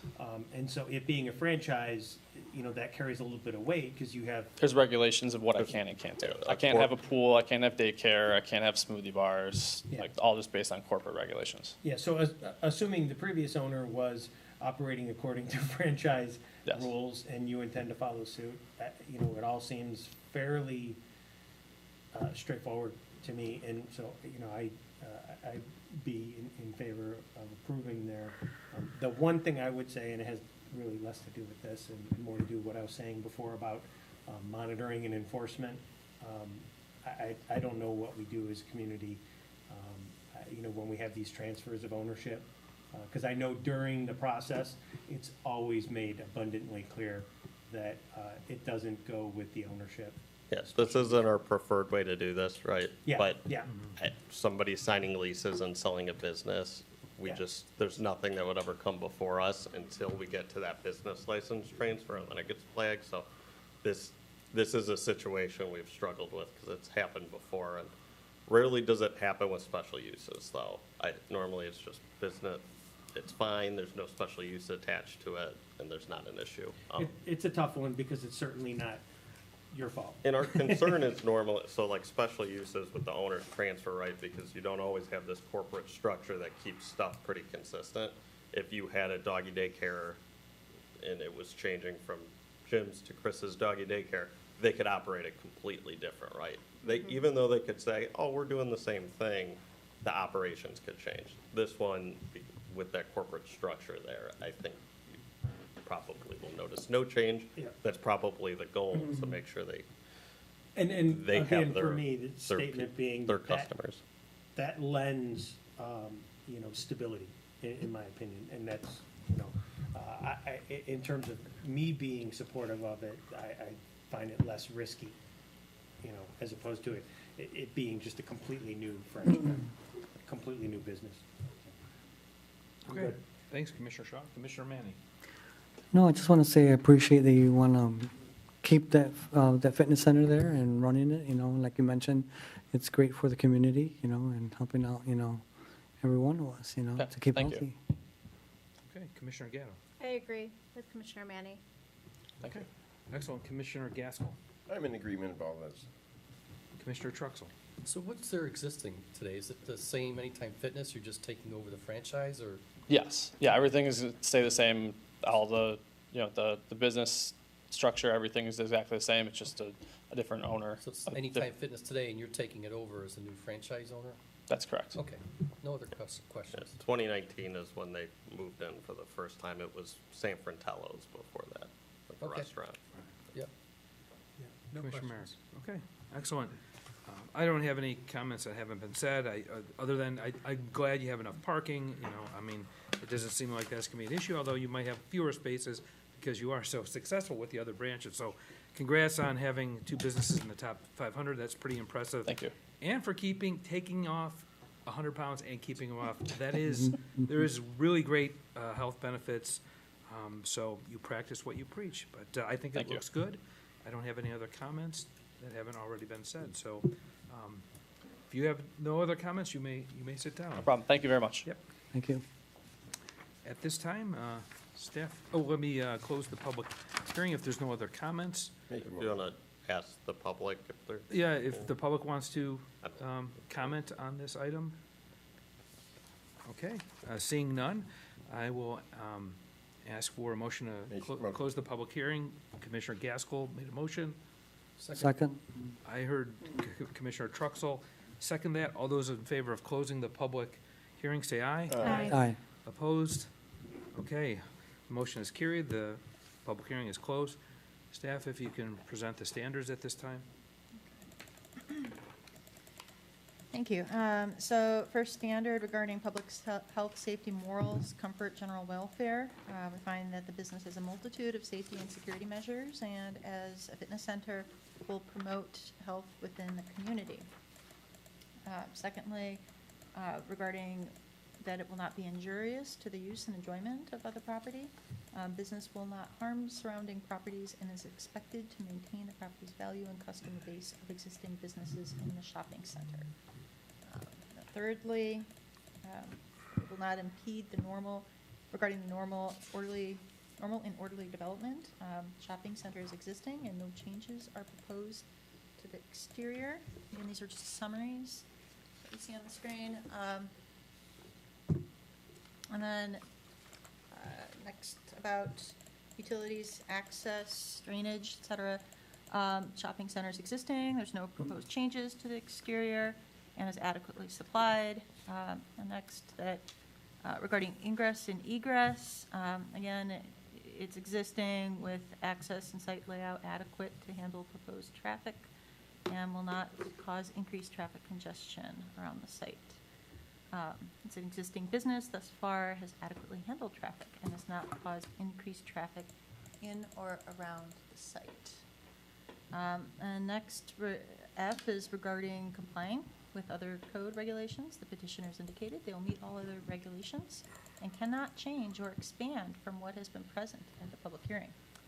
And then lastly, regarding the economic development, the business benefits the economic development of the community. Anytime Fitness fills the largest tennis space and provides a needed service to the surrounding community. Okay, thanks, Lori. At this time, may I have a motion for the special use permit for this item?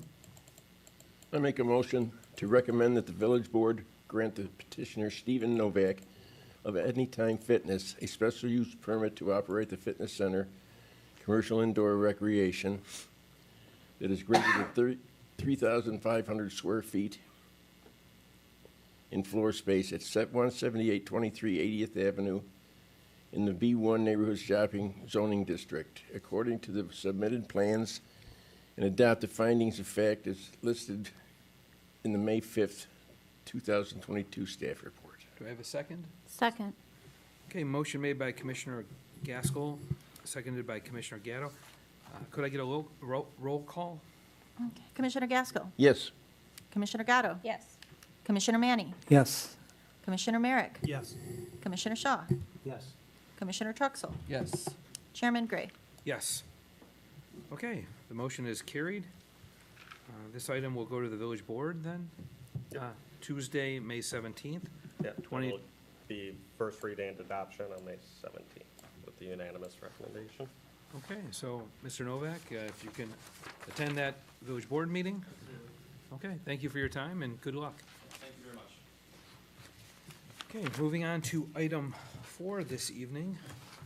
Item 4 is a public hearing to consider recommending that the village board grant D.R. Horton Incorporated Midwest a special use permit for the final planned unit development, PUD, approval on a property located at the southeast corner of Ridgeland Avenue and Oak Forest Avenue.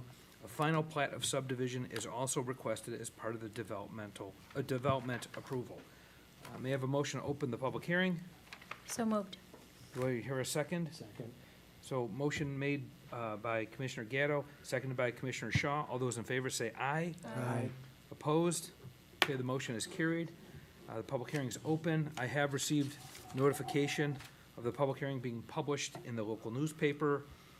Anybody wishing to speak on this matter will be sworn in after the staff's presentation. So staff, please proceed. Thank you, Chairman. This is a fairly unique one. I know most of you, Truxell, Merrick, I don't know if you were on here during the original approvals. Okay, Truxell was, Merrick wasn't, but, so the staff reports were put in with this, because I don't want to reiterate everything from the preliminary approvals. And this is kind of unique. We haven't had too many large-scale PUDs since I've been here, and probably well before that, probably not since 2008 for like new residential subdivisions. It goes through every PUD has a process for that. Can have up to 3 different steps. So you have the concept approval, which really is just going before you guys in the board and saying, do we want this thing that's unique and doesn't fit our zoning codes? And there's no binding anything to that. It's just conceptual purely. Then there's preliminary, which really starts to dive into the details of the lots and the development and how it's going to look, but doesn't have 100% of the detail. The engineering's not quite fixed yet, maybe. The plat's not fixed. Maybe the models aren't 100% done. It gives you you're agreeing to that in principle and saying, okay, at the very end, everything's got to be in substantial conformance with the way this PUD is. And you typically will give zoning, which is what happened here with that preliminary approval. So now we're at this final approval. It's basically the nuts and bolts of it, the CCNRs, the covenants, the final plat, all the details that you guys kind of talked about in the preliminary that maybe weren't quite ironed out yet, the fence, things like that are back before you today. So not much has changed, though. It is still almost pretty much identical to what you was before the Plan Commission in December 12th, 2021, which was the public hearing that was before you, and then approved by the village board on January 18th, 2022. So the outline, the total amount of lots, it's again a division of kind of detached single-family home lots as well as townhome lots, and then a park and open space is kind of planned throughout this as well. Public park, what's planned to be a public park kind of in the center of it, and then some additional open space and kind of walkways and trails through the subdivisions. So this is, again, what we're working towards in terms of the types of single-family detached homes, and then the townhomes, which would all be identical, as you'll see with most townhome developments. with the use of kind of brick and Yes. siding. So again, preliminary approval was January 18th from the village board. The kind of the biggest change that's happened from what they stated at the preliminary to now is really the phasing. And this is, I can let them kind of expand on it a little more, but I think we've all seen what has happened with supply of both labor and materials. So this just kind of makes more sense for them to focus on a specific area that they can get going first without having to wait and kind of trying to do the whole subdivision at once. This lets them focus, get in there, get homes getting built, and then they can kind of expand from there and do that second phase. So it's planned in a way that they can loop utilities. The roads are still looped, so you don't have any concerns like that. And they are still platting it at one time and giving all the guarantees at one time for the public improvements. So those will still be in place. It's just gonna be the actual construction of it that's phased. So, and they're still looking at, I think, a similar time frame is what they told you for the build out, within a couple of years, but obviously market dependent. But just hoping they can get going on the small part. So our engineering team has kind of worked through that. And then the covenants are kind of finalized that were as part of this packet. And staff doesn't have too many concerns with those. There's also an SSA, which is a special service area, that a dormant one that will go over this property. And the point of those is if the association folds, goes haywire, nobody shows up to meetings, since they have responsibilities with this, that'll allow, if the village had to go in and do maintenance and maintain things, you could activate that SSA then and charge the residents in there for that. So basically it's substituting as an association. The hope is it never gets activated, it shows up on a tax bill and it'll show zero. The only time it would come into effect is, again, if the association folded or there was some responsibilities not being maintained that the village had to come in and do. We did this with the Scanell industrial development. We're doing it here. Basically, our public works doesn't like owning detention ponds and landscape easements, and then the village as a whole has to come in and support those things when it's really for the benefit of these specific residents. So, that will happen separately through the board process, but just for your guys' knowledge of how that operates. So, our open item 1 is just reviewing the phasing of this development that's changing to a 2-phase development. And again, this has been conditioned on engineering review. They still have some details to work out, but I don't think anything substantial that would change the phasing. And then our second open item is with that phasing, the one concern we had, or it's on the bottom of this, it's on the west side of Leinster, I think. There's basically those 5 homes that are near the cul-de-sac on the northwest side of this development. And the concern there is that we kind of want that road and the utilities in that are going there in case the ABC property redeveloped in the next 4 years as they built this out. And there's potentially no incentive for D.R. Horton to necessarily do that if that's not them. Our hope was maybe they would get the ABC property, include it with this development. That hasn't happened, just due to negotiations with the current seller of that property. But what we essentially want, and I have added a recommended condition, would be if that ABC property is approved for a redevelopment, within 1 year, they would have to install that roadway and then the utilities that go on it. That would then avoid them needing to build the actual cul-de-sac there, because then the road would likely just continue through. Or if it didn't connect in there, then they'd have to build the cul-de-sac. But that at least allows, if somebody's redeveloping that, to use the roadway connections, use the utilities, instead of redeveloping just on their own and not connecting with this overall area. So We want to see everything connect. That's kind of what we've planned for in this, and we want to see that happen. So hopefully that won't, I don't know if that'll actually come up as a situation, but we just wanted to be prepared with it. Site plan, the cash in lieu was agreed to in the preliminary approval for the sidewalks on Oak Forest Avenue and on Ridgeland, and that's because the county is working with the village on doing a pretty large redevelopment project out there with the roadways, multi-use paths, utilities, drainage. So we're looking at, the county would do the majority of that work to bring it up to city standards, and then the city would take it over. But we don't want to have them try and do something that wouldn't fit with that plan. And we also don't want to kind of try and have a lot of parties work, so our engineering department's in agreement just to accept the cash in lieu, and it'll go towards what it's supposed to go towards here with the multi-use paths on Ridgeland Avenue. The one discussion that had come up, I believe it was Commissioner Shaw at the workshop in the public hearing, was a preference to see some connection from this development into the Freedom Pond Trail, so that way somebody didn't have to walk out to Ridgeland and then back down. It was kind of a better route to the school and 167th and the park in general if they wanted to go there.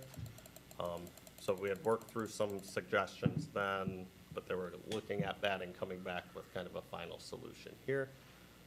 There is a walkway connection that was added between buildings 102 and 103, right in front of 102. Staff's got two recommendations for this. One is to extend the other walkway that's next to it, which is 103, so that way it kind of looks correct and you won't have people that get really confused cutting across the grass in between there, and just kind of keep that loop connected. The other one is to have a public access easement there, because without that, the townhomes could just kind of cut off access and say, we don't want you to walk through here, and that's kind of not the intended point of it. So if it's going to be there, we'd want there to be an easement over it, so that way somebody can't stop someone physically from doing it or putting up a gate or something like that. So those are kind of our two recommendations there, to have that walkway path work, and maybe they can explain a little better too of why that area worked as opposed to further east where kind of we were originally discussing it. Engineering, which I kind of had already alluded to, there's still some final engineering reviews, so this is pretty common that you guys see on all my projects now, because it's just a clarification that there are some things that tend to change with engineering as we get more detailed. So we just want to have that in there, that all of these approvals are subject to final engineering details that might tweak some things, minor things. Landscaping wise, this is pretty much the exact same as that preliminary approval, which didn't have any concerns. The one item that had come up with that was the HOA fence material. There was some preference for PVC. D.R. Horton much preferred kind of a board-on-board, shadow box style wood fence, cedar fence. So that's still what they've proposed here. I think we worked through most of that. There wasn't any vocalized concerns that they wouldn't like this overall if they didn't do PVC. But that was still an open item kind of coming out of the preliminary and is here today if anybody has any discussion on that. Architecture, none of this has really changed, but it's important obviously in a subdivision. So they have a lot of different models that were in with your packet of the different types and styles of homes. They also have an anti-monotony plan to make sure you don't have the same colors, the same style houses next to each other, weird situations like that don't look great. So they have that plan that's adopted with the PUD. There is key lots, so these are kind of lots that have the most visibility, and that's adopted with this PUD too, that those will have some kind of additional items, so it's an upgraded model package. We'll have a window on the corner lots, kind of some upgraded landscaping. Nothing substantial that's gonna that's not gonna look like a mansion compared to the other homes, but kind of some things that will make those maybe be a little more attractive and eye-catching because they're so visible kind of at the main corners, and the main street intersections. The one thing not in here, not in my slides, but was kind of ironed out through this was the park. So it's expected that the village will have an intergovernmental agreement with the park district. We would essentially take the park and they'd accept it from us as the transition. If the park district decided they didn't want to accept that park for whatever reason, it would become an association park. But that's not expected. It would be expected the park district will take it once it's completed. And that will be completed essentially with phase one, and then the park district can choose any time from that completion date that the village approves it all the way through basically the completion of the subdivision when they would like to accept it. Then we kind of facilitate that transfer. The final plat of subdivision is the other item you're doing. So you're approving the final PUD and then the final plat of subdivision, which is the other motion. And that's all I have. Again, everything was kind of in the packet, so just a brief summary there, but I'll give it back to you. Okay, thank you, Dan. Is the applicant here? If you want to approach the lectern, if you have anything else to add, sign your name in, then state your name, and I'll swear you are.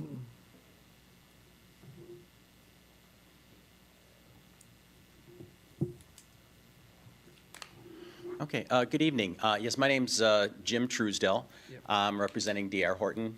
I'm going to swear you in, Mr. Truesdale. Do you swear or affirm that the evidence you are about to give will be the truth, the whole truth, and nothing but the truth? I do. Okay, proceed. Yes, so I'm here representing D.R. Horton. It's good to be back again since we were here in December. I think Dan did a pretty good summary of everything. Basically, everything in front of you tonight is virtually identical to what was approved, a preliminary plan. Dan did bring up a few things. One of the changes was the introduction of a phasing plan. Initially, we said we're just going to come in and do everything in one phase. We're still going to plat it in one phase, and we're still going to put up our performance guarantees and things for the improvements all at one time so that the village has that control to make sure everything does get completed. But you know, as time has gone by and they've looked at the reality of the out there today of labor shortages and supply chain issues and things, there was a concern on Horton's part is can they get all of the crews out there and can get all the materials they need to do a subdivision of the size in one phase. So the goal would still be to do this as quickly as possible, but they wanted to have the ability to break it into these two phases in case there are issues of that nature as they move forward. Regarding the cul-de-sac that goes to the ABC Supply, we're agreeable to that. We'll make sure that goes in if anything should happen on that site in the near future. So we'll make sure that's a commitment on our part as part of the approval. Let's see the other talking points. As far as the walkway connection to Freedom Pond, we're fine with the recommendation of the staff to add that second walk, to add an easement over that second walk to make sure everyone has the ability to get down there. We want to make sure everyone can utilize that, and you know, I think there's probably a good suggestion on staff's part to carry that through.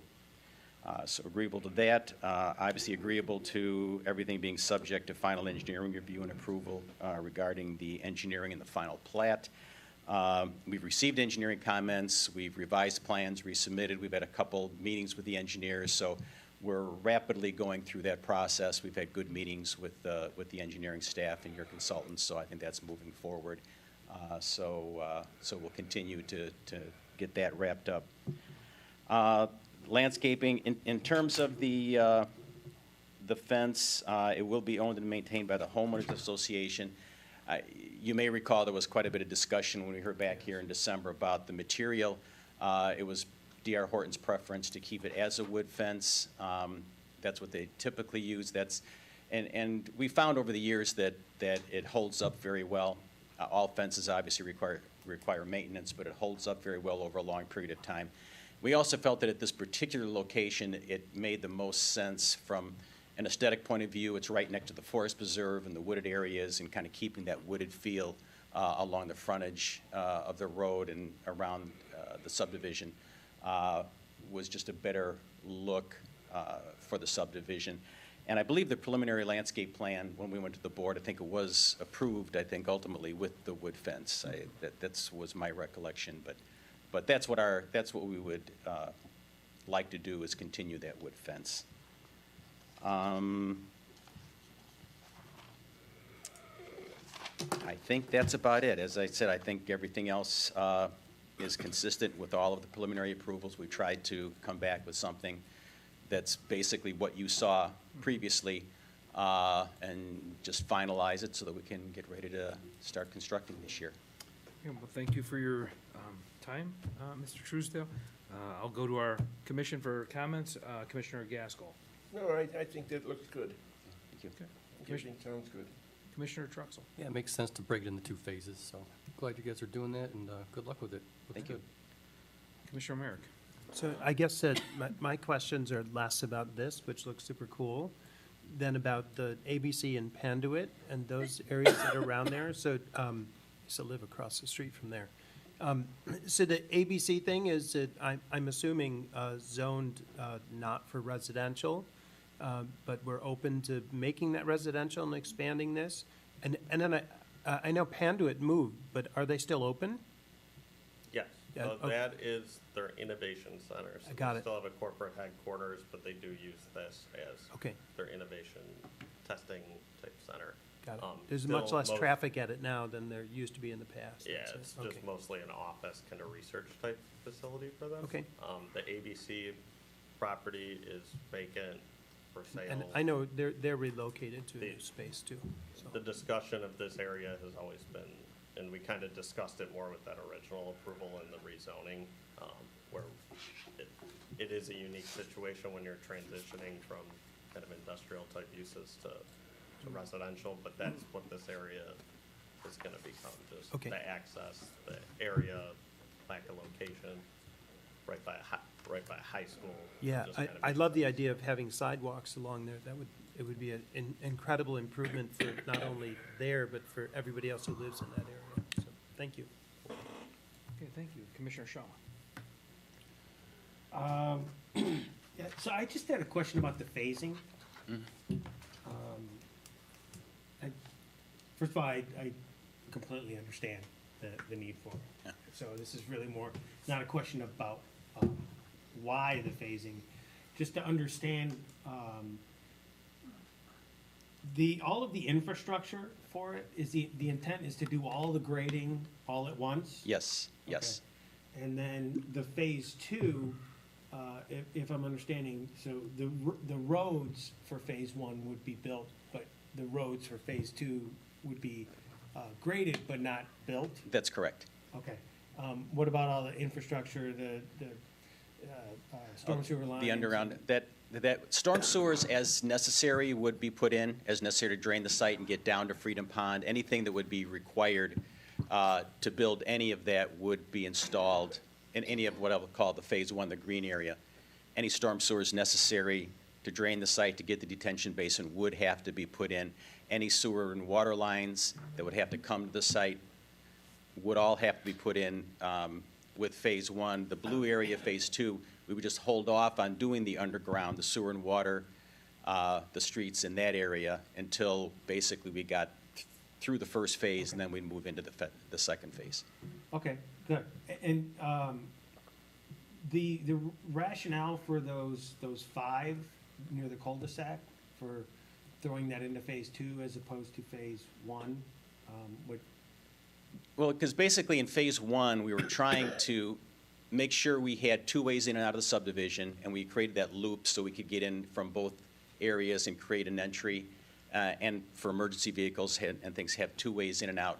So we didn't feel we had the need to build that little cul-de-sac in there. It really didn't serve anything.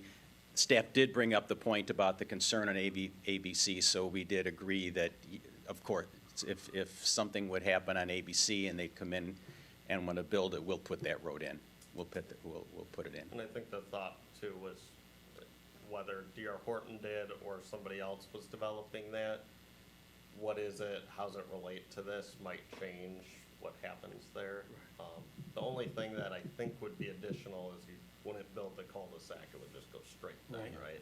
So that would just be kind of like wasted if somebody else came in there and redeveloped it. But the thought was still just, how do those relate? So I think holding off till phase 2 was, in case they did get it, then that would kind of make sense to do that all at once. Yeah, so I Or guess someone what I'm trying to understand, I understand the practical reasons for it, makes total sense. Procedurally, are the approvals being sought and going to be for phase 1 and phase 2 from the beginning? Yes. So if hopefully things really accelerate for you, there is no phase 1, phase 2, you just go. That's what I was going to say. I mean, this is kind of a concern that just in case, you know, there's an issue. But if things go well, and we hope sales are going to go well, and we can get the supplies, we're just going to keep going. So I don't think this is ever really going to be a problem, because I believe what'll happen is we'll just keep rolling along. But Yeah, I'm in my head, I'm really optimistic. This is just gonna, be on fire for you, and I would think that those 5 right there would be a logical, that they're just gonna hit right away for you. It's to me somewhat of a desirable, corner and all that. So if you had to come in for phase 2 approval, that would, be, I would almost say throw it in there. But if phase 1 and phase 2 are going concurrently in terms of approvals, then it's kind of a moot point. yeah, and as I said, I'm sorry. I was going to say the guarantees will be in place, as far as, so, And even final engineering. So our engineers have gone in pretty extreme detail at this point. So they're doing the engineering for everything. It's obviously all interconnected. You guys are approving both phases here, so they won't be back. They won't have a separate permit with us. We have to dig into it. It'll all happen at once. That's good. If everything goes well, as a practical matter, there is no phase 1 and phase 2. Right. However, by phasing it, you do have the option to finish phase 1 and pause, and right, you have all the approvals in place. It's kind of just in case, just to be on the safe side. Okay. And it allows us to plan practicality of the phases, right? Because if they were just dead-ending 2 roads that weren't connected, that would be a concern. They're leaving kind of gaps. This was kind of a natural kind of looped area. Yeah, and so then the last thing I was looking at is just construction traffic. Phase 1 doesn't seem to be a concern at all, and the townhouse section for phase 2, because you have a separate entrance, that, it doesn't seem like construction traffic would be a problem. It's the back loop, east loop, so to speak, for phase 2. I don't see that as being a major concern. It's really just more like logistically, what's your thought on construction traffic? Instead of coming down, what is it, Longford, is it? Rather than the Ridgeland entrance, Oak Forest yeah, it'd be more Oak Forest Avenue when you have phase 2 construction traffic. But again, that's logistics down there. Yeah, I mean, we'll work with the village on that too, and typically what we'll try to do is work that street so that we're I think basically getting homes all done in one area along there, so that we don't have to keep going over where the new homes are built, and we can just kind of work our way kind of back out of the subdivision again. Makes perfect sense. Last point I'd like to make here, because I don't really have any concerns about any of that stuff that we just talked about there. You're right, I did bring up the option of connecting to Freedom Pond there, and I appreciate that you guys have gone around trying to accommodate that. I do recognize what you said, Dan, about potential for homeowners association to say, no, we're putting up a fence and, you know, you can't get through. And having lived in townhomes, you know, I can see it from that perspective as well. You know, at this point, I'm kind of, you know, practically indifferent a little bit, simply because that proposed connection is just so close to Ridgeland anyway, as opposed to being in the middle of the development. You know, I wouldn't see, even though I'm the one who brought it up, I wouldn't see it being a sticking point. I think it's good if you guys could work something out, but it wouldn't be, you know, an obstacle for me. Yeah, okay. We're certainly agreeable to provide it and put an easement over it, so. Excellent, thank you, Commissioner Shaw. Commissioner Manny? You know, I like the project, it looks great, and I'm just excited to see it to come to fruition. Thank you. Excellent. Commissioner Gatto? So I have a question on the phases. Let's be realistic here. Interest rates are going up every week. And housing market is going to start to come down here at some point. We all know that. And I guess my concern is with doing phase one and grading all of that land out. I mean, we've already seen issues with that off of 191st Street, where that development was supposed to go up, and they just kind of like up and ran from it.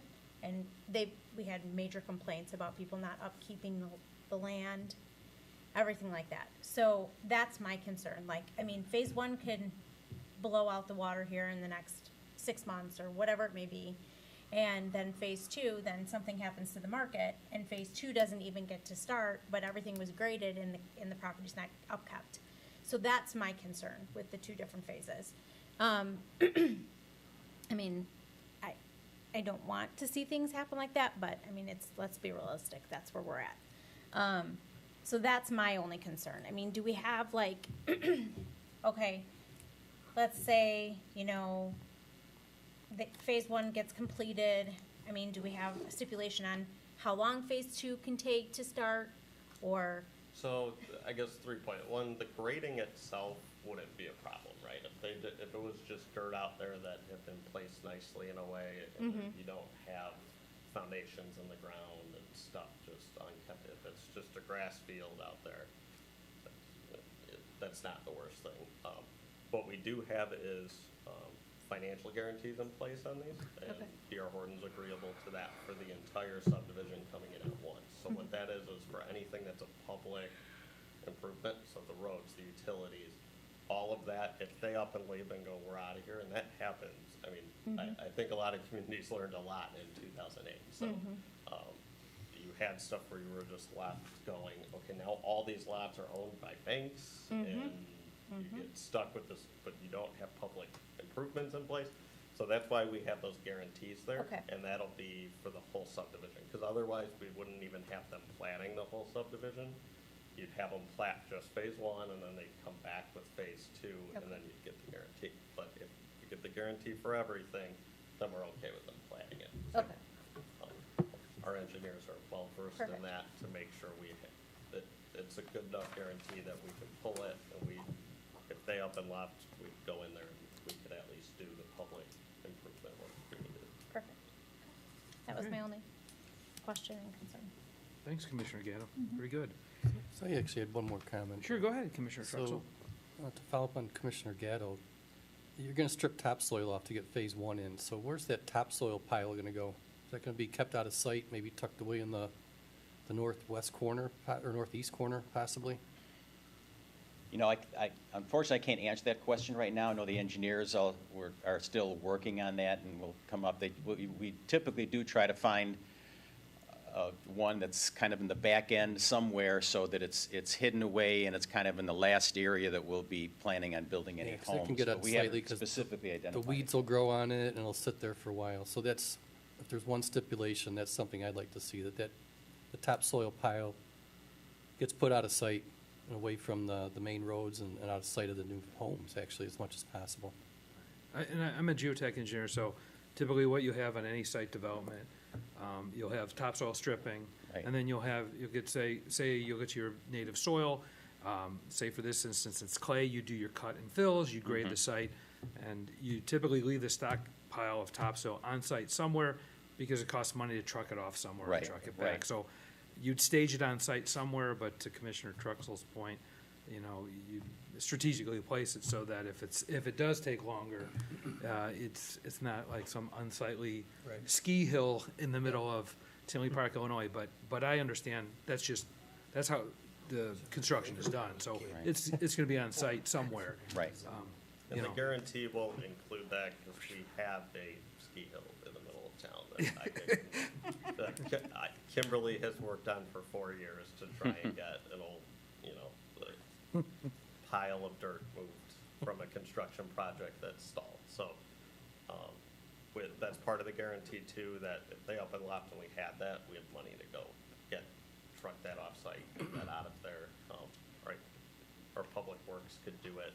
And honestly, like, whoever does then, if that's something, you know, we're looking at worst-case scenario, if something like that happens, though, and you have pads built already to go, you do want topsoil redistribution. So rather than go out and buy topsoil and truck it in, which costs money, you'd have it there. So I think, you know, I don't think it's, if everything goes well, I don't think it should be an issue, but as you guys And mentioned, location, it happens. I'm not an engineer, so maybe you know more, but they picked, it's not only visibility, you don't want it at the lowest point. You don't want it at a place where erosion could happen more than likely, so they put it in, they may not want it next to the pond over there, right? We have a nice pond that took 3 years to kind of develop, so if erosion's gonna happen, that's not where you want it. So I don't know where they've chosen, but our village engineer will determine what kind of makes the most sense in this pass.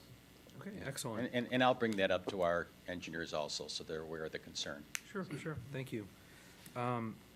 Just, a lot of things have already been said, just a couple things that I'll echo up in item 1, phase 1 and 2. I'm okay with that, it makes sense, and I appreciate you guys being open to connect the utilities. You're agreeable to that, I think that's a good thing. Open item 13, I'm okay with the wood fencing. I think last time you guys were here workshopping, you convinced me. So you came back with some other evidence, and you convinced me rather than the PVC. I think some of the other commissioners agreed with that as well back in December.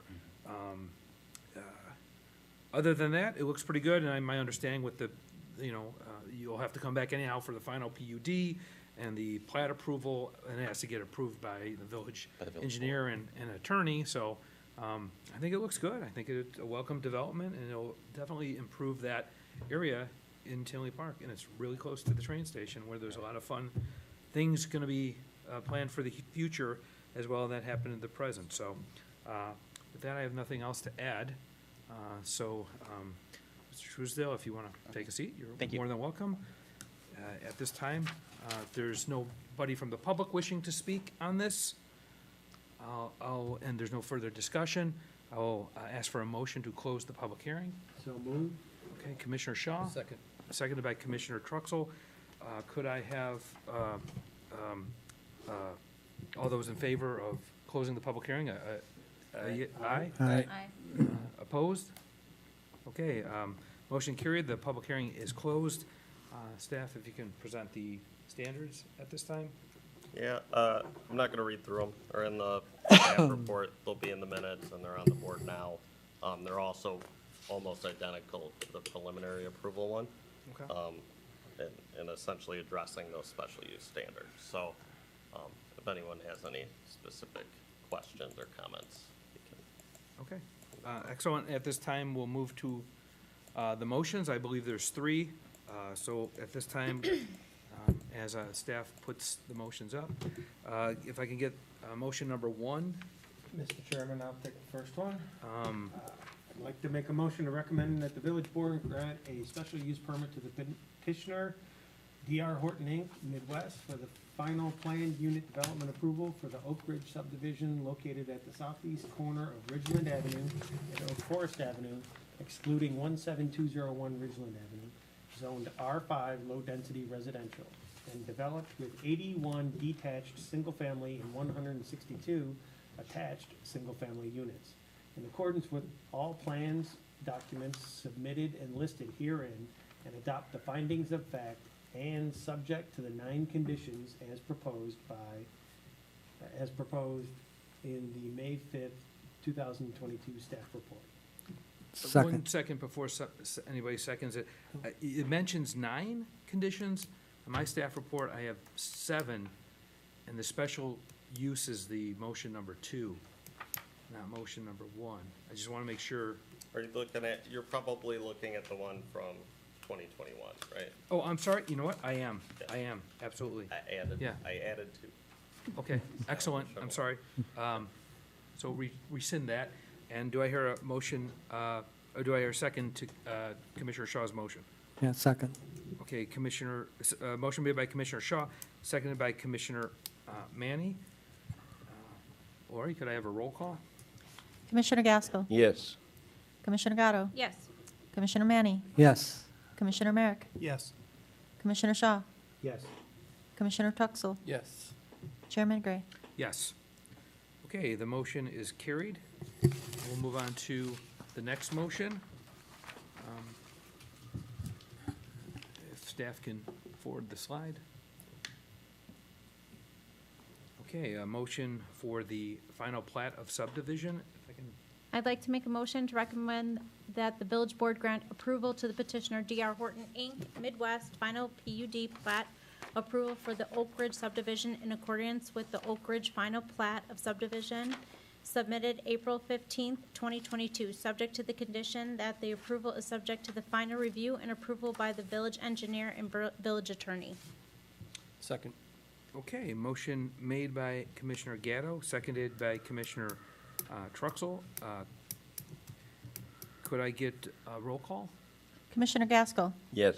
Commissioner Gatto. Yes. Commissioner Manny. Yes. Commissioner Merrick. Yes. Commissioner Shaw. Yes. Commissioner Truxell. Yes. Chairman Gray. Yes. Okay, the motion is carried. And I do believe we have a final motion? No, that's it? That's it. Okay, just the 2? Okay, excellent. So, Mr. Truesdale, if you can get with the staff on and attend the village board meeting at May 17th, 2022. This will go in front of the village board. So thank you for your time tonight, and good luck. Thank you very much. Yep.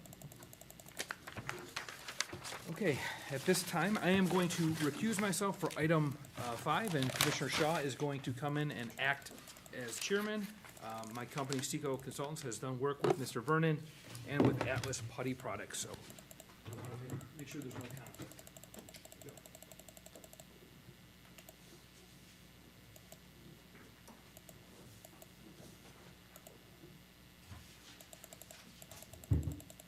The notice for Atlas up there? It's a workshop, so. Oh, it's a workshop. Well, that's even easier. Sorry. No, you're good. You're good. I got in the public hearing mindset. Well, this is gonna be even easier. So, this item here is a workshop, Atlas Putty New Warehouse at 8301 185th Street, and you can proceed. Sure. Well, first, I want to thank Atlas Putty and Steve Vernon, because, sorry about the late meeting, but somebody had to go last. Why it's the business in town and not the residents. But thank you guys for sticking through with the meeting, and we're excited to have Atlas Putty expanding in town and doing a new facility here. So we've been working together for a couple of years now to try and kind of come up with a solution that's going to work for them. And I think we have one here that's kind of exciting, good location. So what we're kind of working towards here is a new industrial building on 185th, kind of in our industrial corridor there along 183rd Street for Atlas Putty. It's a little unique because what this is going to be is 2 separate lots. You're taking a portion of one lot and second lot that has a building on it and demolishing the building and then combining half of one lot and another lot, if that makes sense. I have the image up here that's showing kind of those 2 lots, but then in the red, you'll see that's going to be the resulting lot, the resulting development that you're kind of doing today. It's just there in that red area.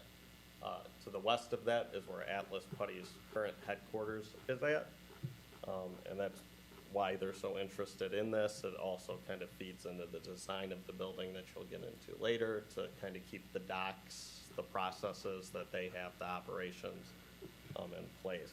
They have a third location in Tinley Park as well. That's up on 183rd Street, kind of nearby, just to the north of this. And then this facility, they're really looking at, they want to expand in Tinley Park, where they have their current facilities.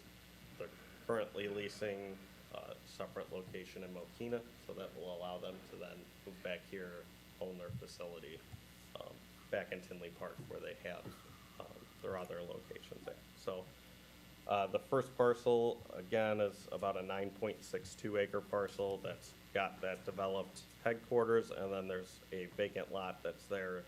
It did go through a concept approval for a second building on that site that I'll show you shortly.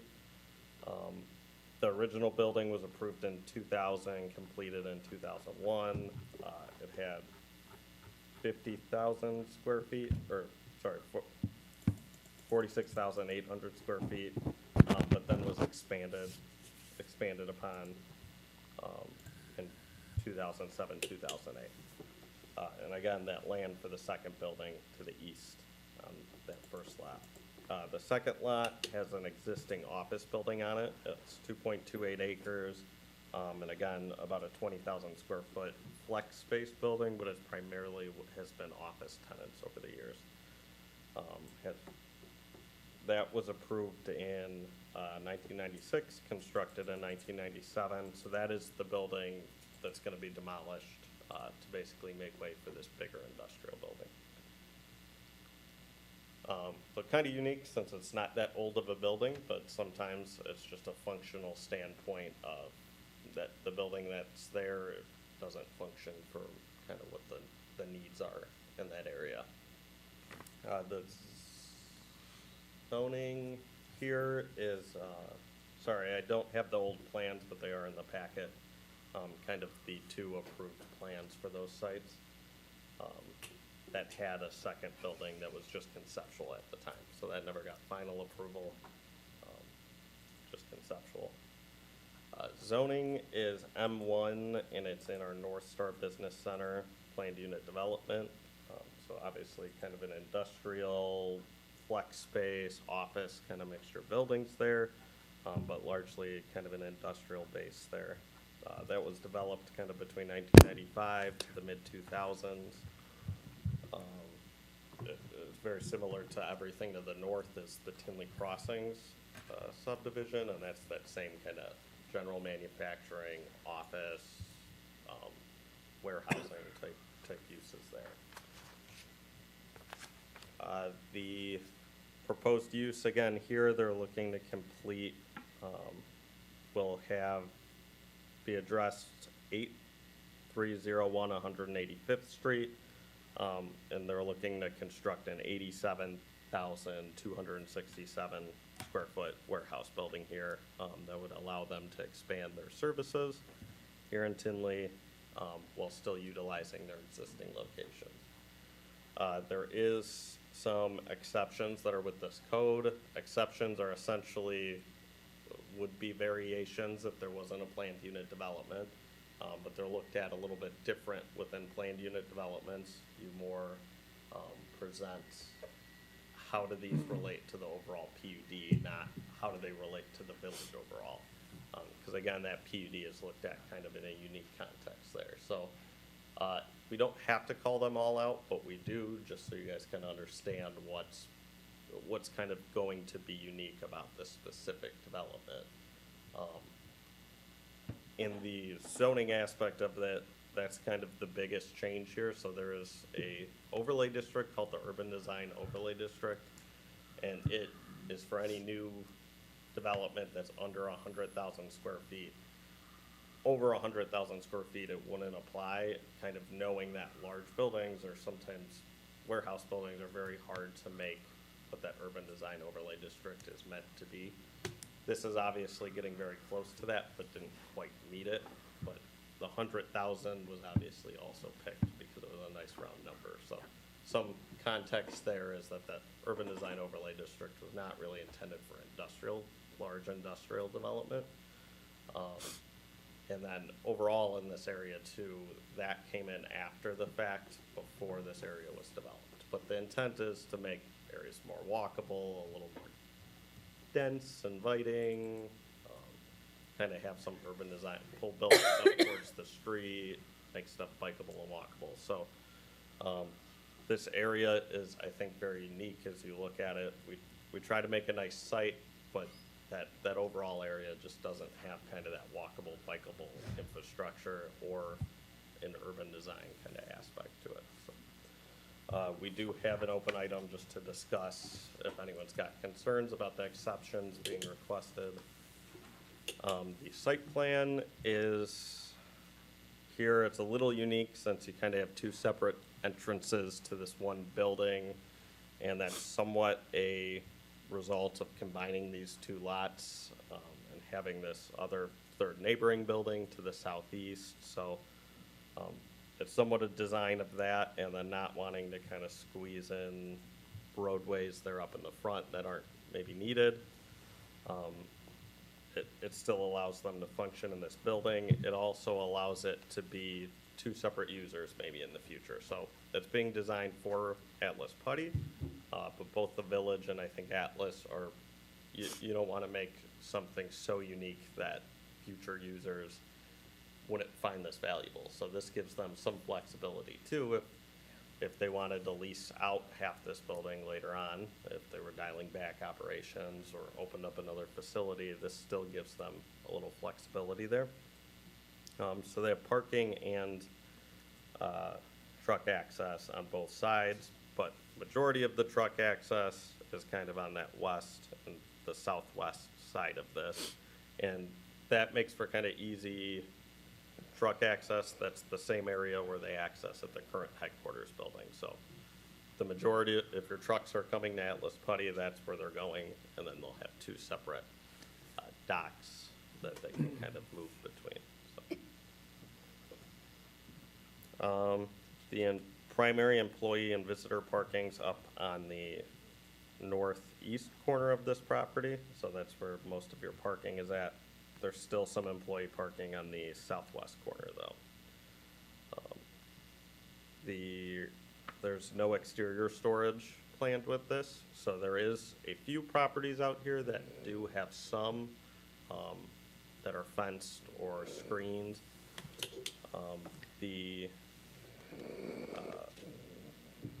But this site does not have any exterior storage that'll be out there, so no materials, no storage, and no fencing or screenings needed for that.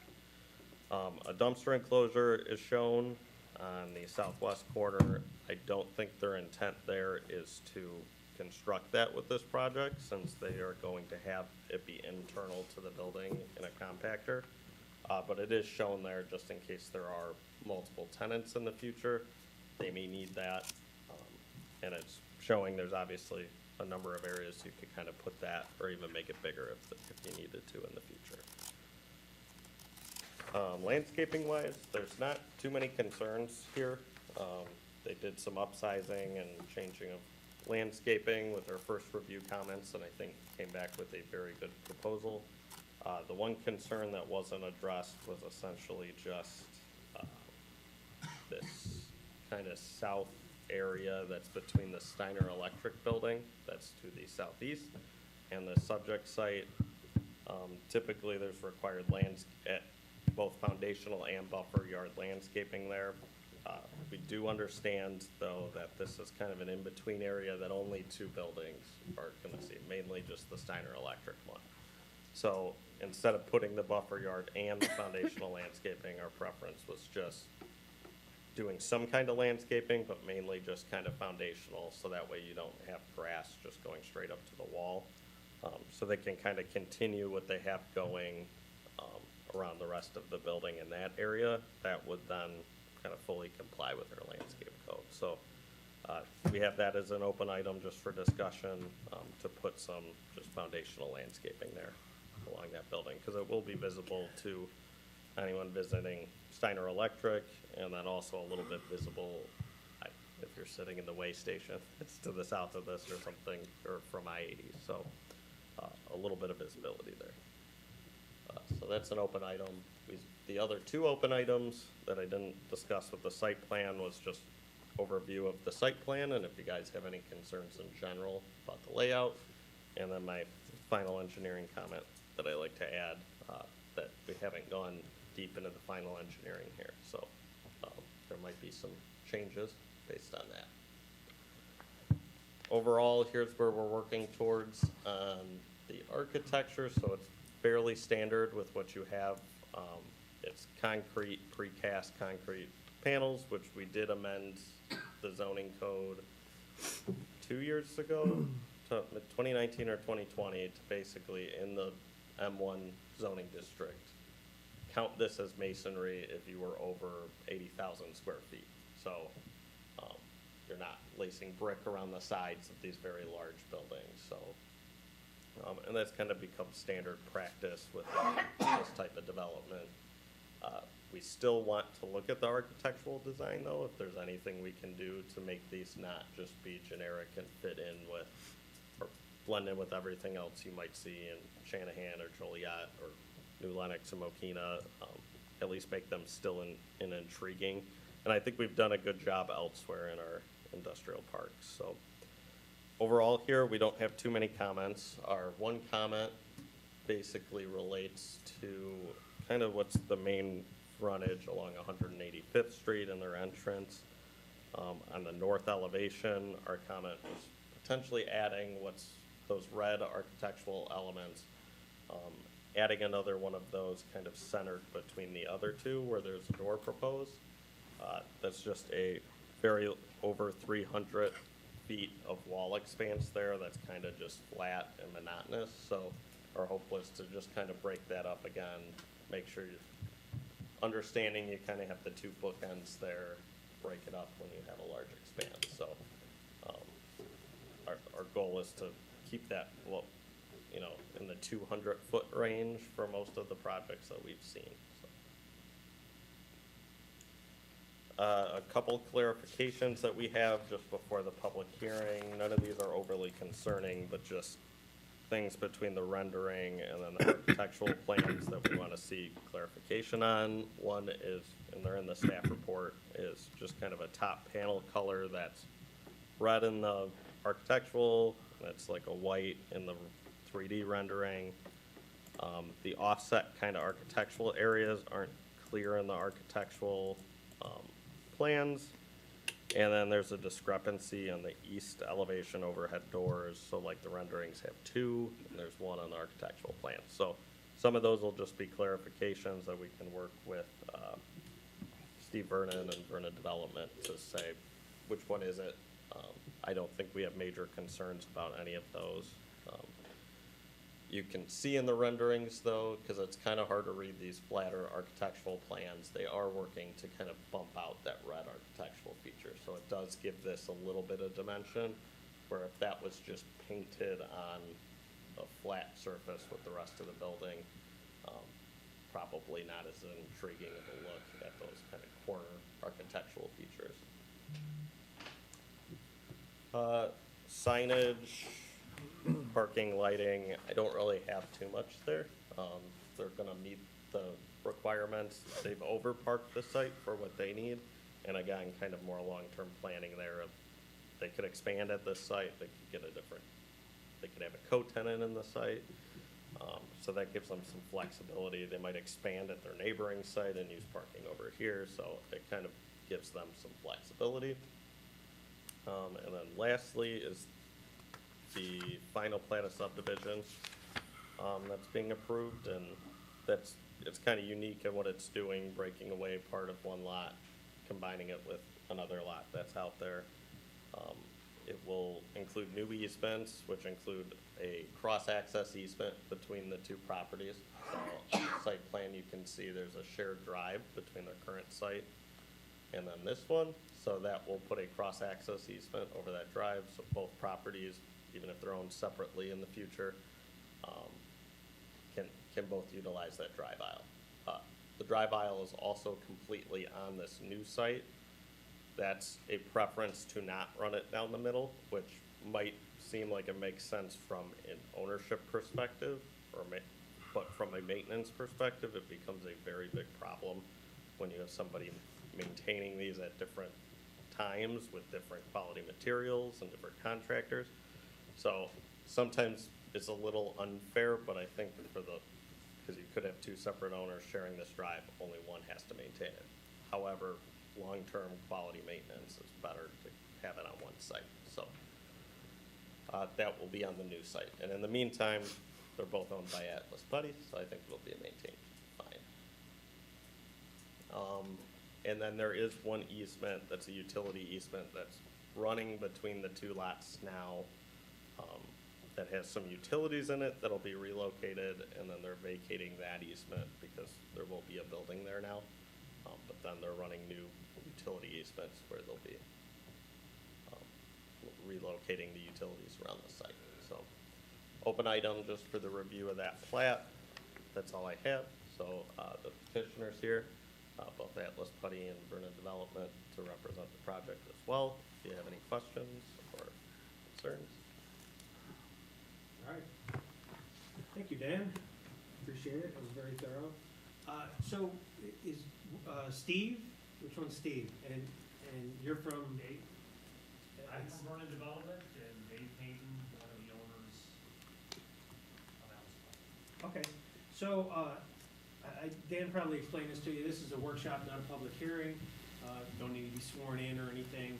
And it's really for the commissioners to kind of work through any questions, et cetera, so that when we get to public hearing, hopefully it's sailing right through.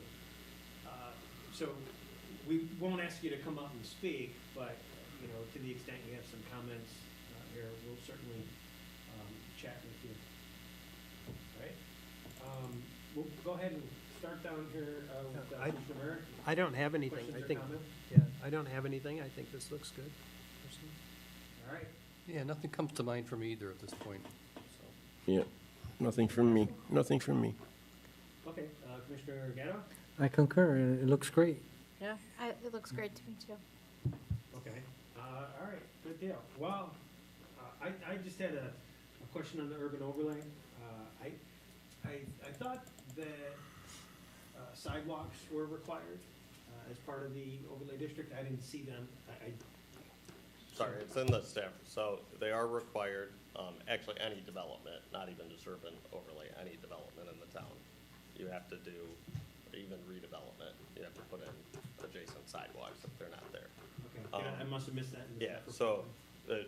and I think we've talked, they did agree, and it was our engineering recommendation too, to just do a cash in lieu, since there is no overarching system out here. So we always have that struggle of, you're gonna have a floating sidewalk, nothing else to connect to it, but you also have to start somewhere. However, I don't think our recommendation was to start in the middle of this industrial street. I think there's other areas in here you'd wanna hit first, like the major kind of arteries that you'd connect into. So there will be a cash in lieu, which is basically the construction cost of that sidewalk, that can then go into the areas sidewalks and probably somewhere else that would be more beneficial than a floating sidewalk on 185th Street. Okay. Not a major sticking point for me, but I'm in favor of getting it done. Because you gotta start somewhere. But it's not a deal breaker for me. And I do just wanna mention, it's a good looking building. I like the aesthetics of it, and when you look at that long stretch of open building, I agree, it needs something, whatever you guys work out. It is a bit of a long stretch, and hopefully just looking at a flat view here makes it worse. The 3D rendering, I think, Yeah. does it better justice, and to answer a comment from before, the colors at the entrances that, in this case burgundy, those are actually awesome. They are not flat. They come out from the building about 3 feet, they're about 5 feet wide, so they're distinct. Yeah, I like that. It's a Yeah, so it's more than Nice just, look. now, that being said, it's not an entrance in the middle. I don't know that we would want to do the offset, but we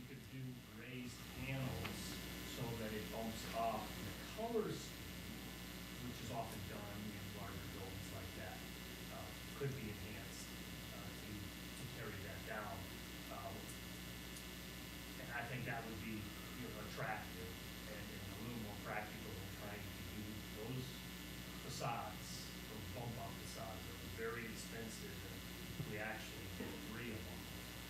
Part of the reason we did 3 is that potential future tenant that could take the west side of the building. And so we wanted to do a variety of things that, that would make that access and make that building as universally as usable as possible. Now, they have no intention of leasing it out now, but you never know. And so should they ever sell or move on, we're trying to make that universally usable by a variety of people and more interesting to investors. And a lot of times investors want that all they can. Makes sense.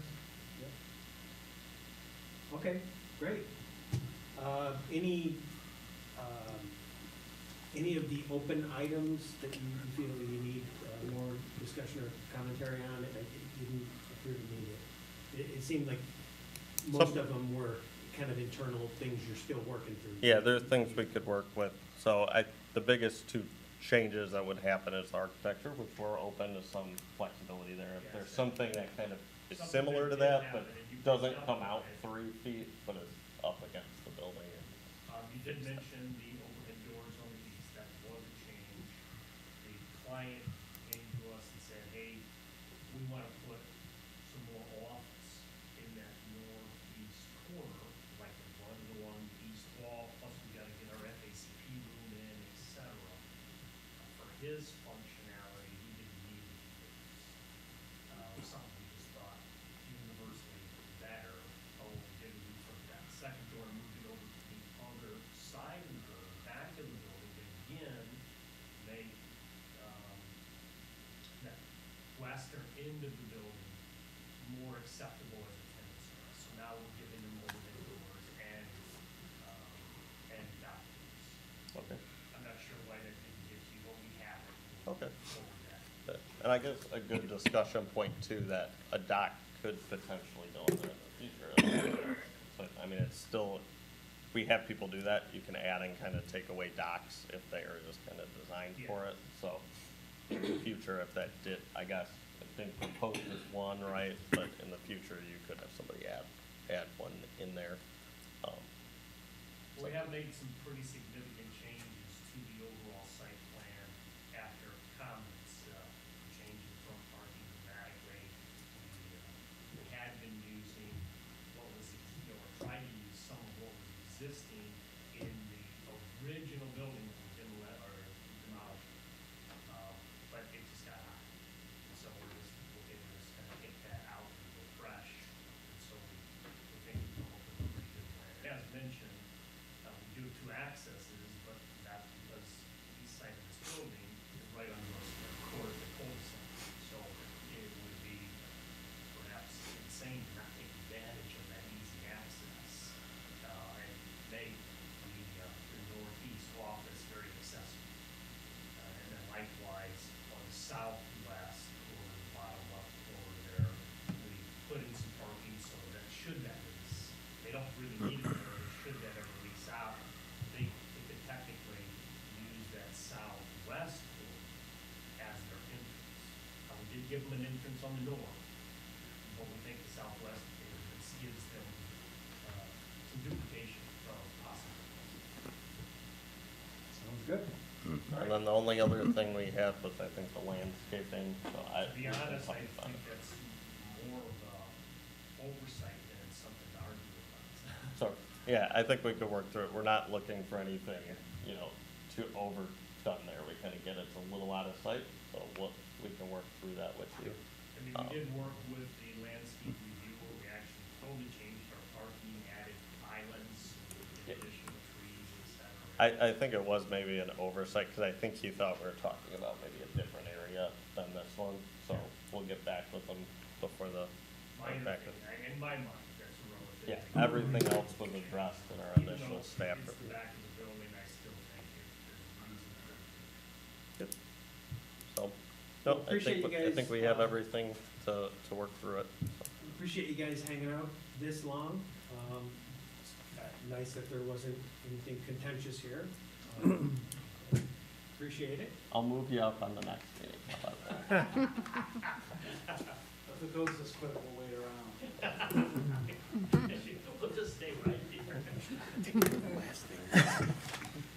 Well, the public hearing will be at the next meeting on May 19th, so. Hopefully we'll have everything resolved, and we can do that pretty quick, so. Okay, thank you guys. Dan, is this last item urgent? If you feel, if you guys feel you want to continue it, we can continue it. If you think it can move quick, I'll leave it up to you guys. So, it is not urgent, it can go to the next meeting. I don't think it's gonna go quick. No, continue it. Then, yeah, we'd like to. Yeah, just maybe do a really quick voice vote to continue the item number It's actually a 6. public hearing, right? Yeah, Yeah, we'll because it's a continue. public hearing, just a voice vote to continue the public hearing Okay. could be sufficient. Okay, well, we'll do a voice vote to, all those in favor of continuing the public hearing to the next meeting. Well, I'll make the motion. Sure, you go ahead. I'd like to make a motion to continue item 6, the public hearing, to, can we get it on the next meeting, Ted? Yep. To May the 9th. next regular meeting? Second. Okay, motion made by Commissioner Shaw, seconded by Commissioner Manny. Can we get a roll call, Laura? Commissioner Gasco? Yes. Commissioner Gatto? Yes. Commissioner Manny? Yes. Commissioner Merrick? Yes. Commissioner Shaw? Yes. Commissioner Truxell? Yes. Chairman Gray? Yes. Okay, the motion is carried. This will continue at the, item 6 will continue the public hearing for the May 17th, May 9th. May 19th meeting, Plan Commission meeting. Okay, we'll move on to the good of the order. Is there any good of the order? No, we're past 10 o'clock. So May 19th, next meeting, Floor and Decor's open. Papa's Popcorn has a grand opening on Saturday at 11 a.m. McNewson Apartments, which was brought up, has their permit submitted now, so that's under review and good news. RJ Seafood submitted their permit for the Old Tin Fish location. They're not doing the building addition now that you guys saw, so they're, for now, just because of expediting opening in the project and shortages, they're gonna remodel the existing footprint. They'll still have the option to do that addition in the future if they want in the patio. They would just need to submit a permit? Yeah, they would just have to come back for a separate permit at that point. So, is what it is, but we're glad they're still moving forward there, just in the existing space. And then McDonald's sign and Drip Drop Smokes were both approved by the village board on Tuesday. Nice. That is all I have. I'll move on to receive comments from the public, seeing none. Move on to adjourning the meeting. May I have a motion to close? Make a motion. Commissioner Gaskell, seconded. Triple. Second. This is Commissioner Manny, I think, and everybody in their heart seconded that motion. So motion made by Commissioner Gaskell, seconded by Commissioner Manny. All those in favor, say aye. Aye. Okay, motion carried. The Plan Commission ends at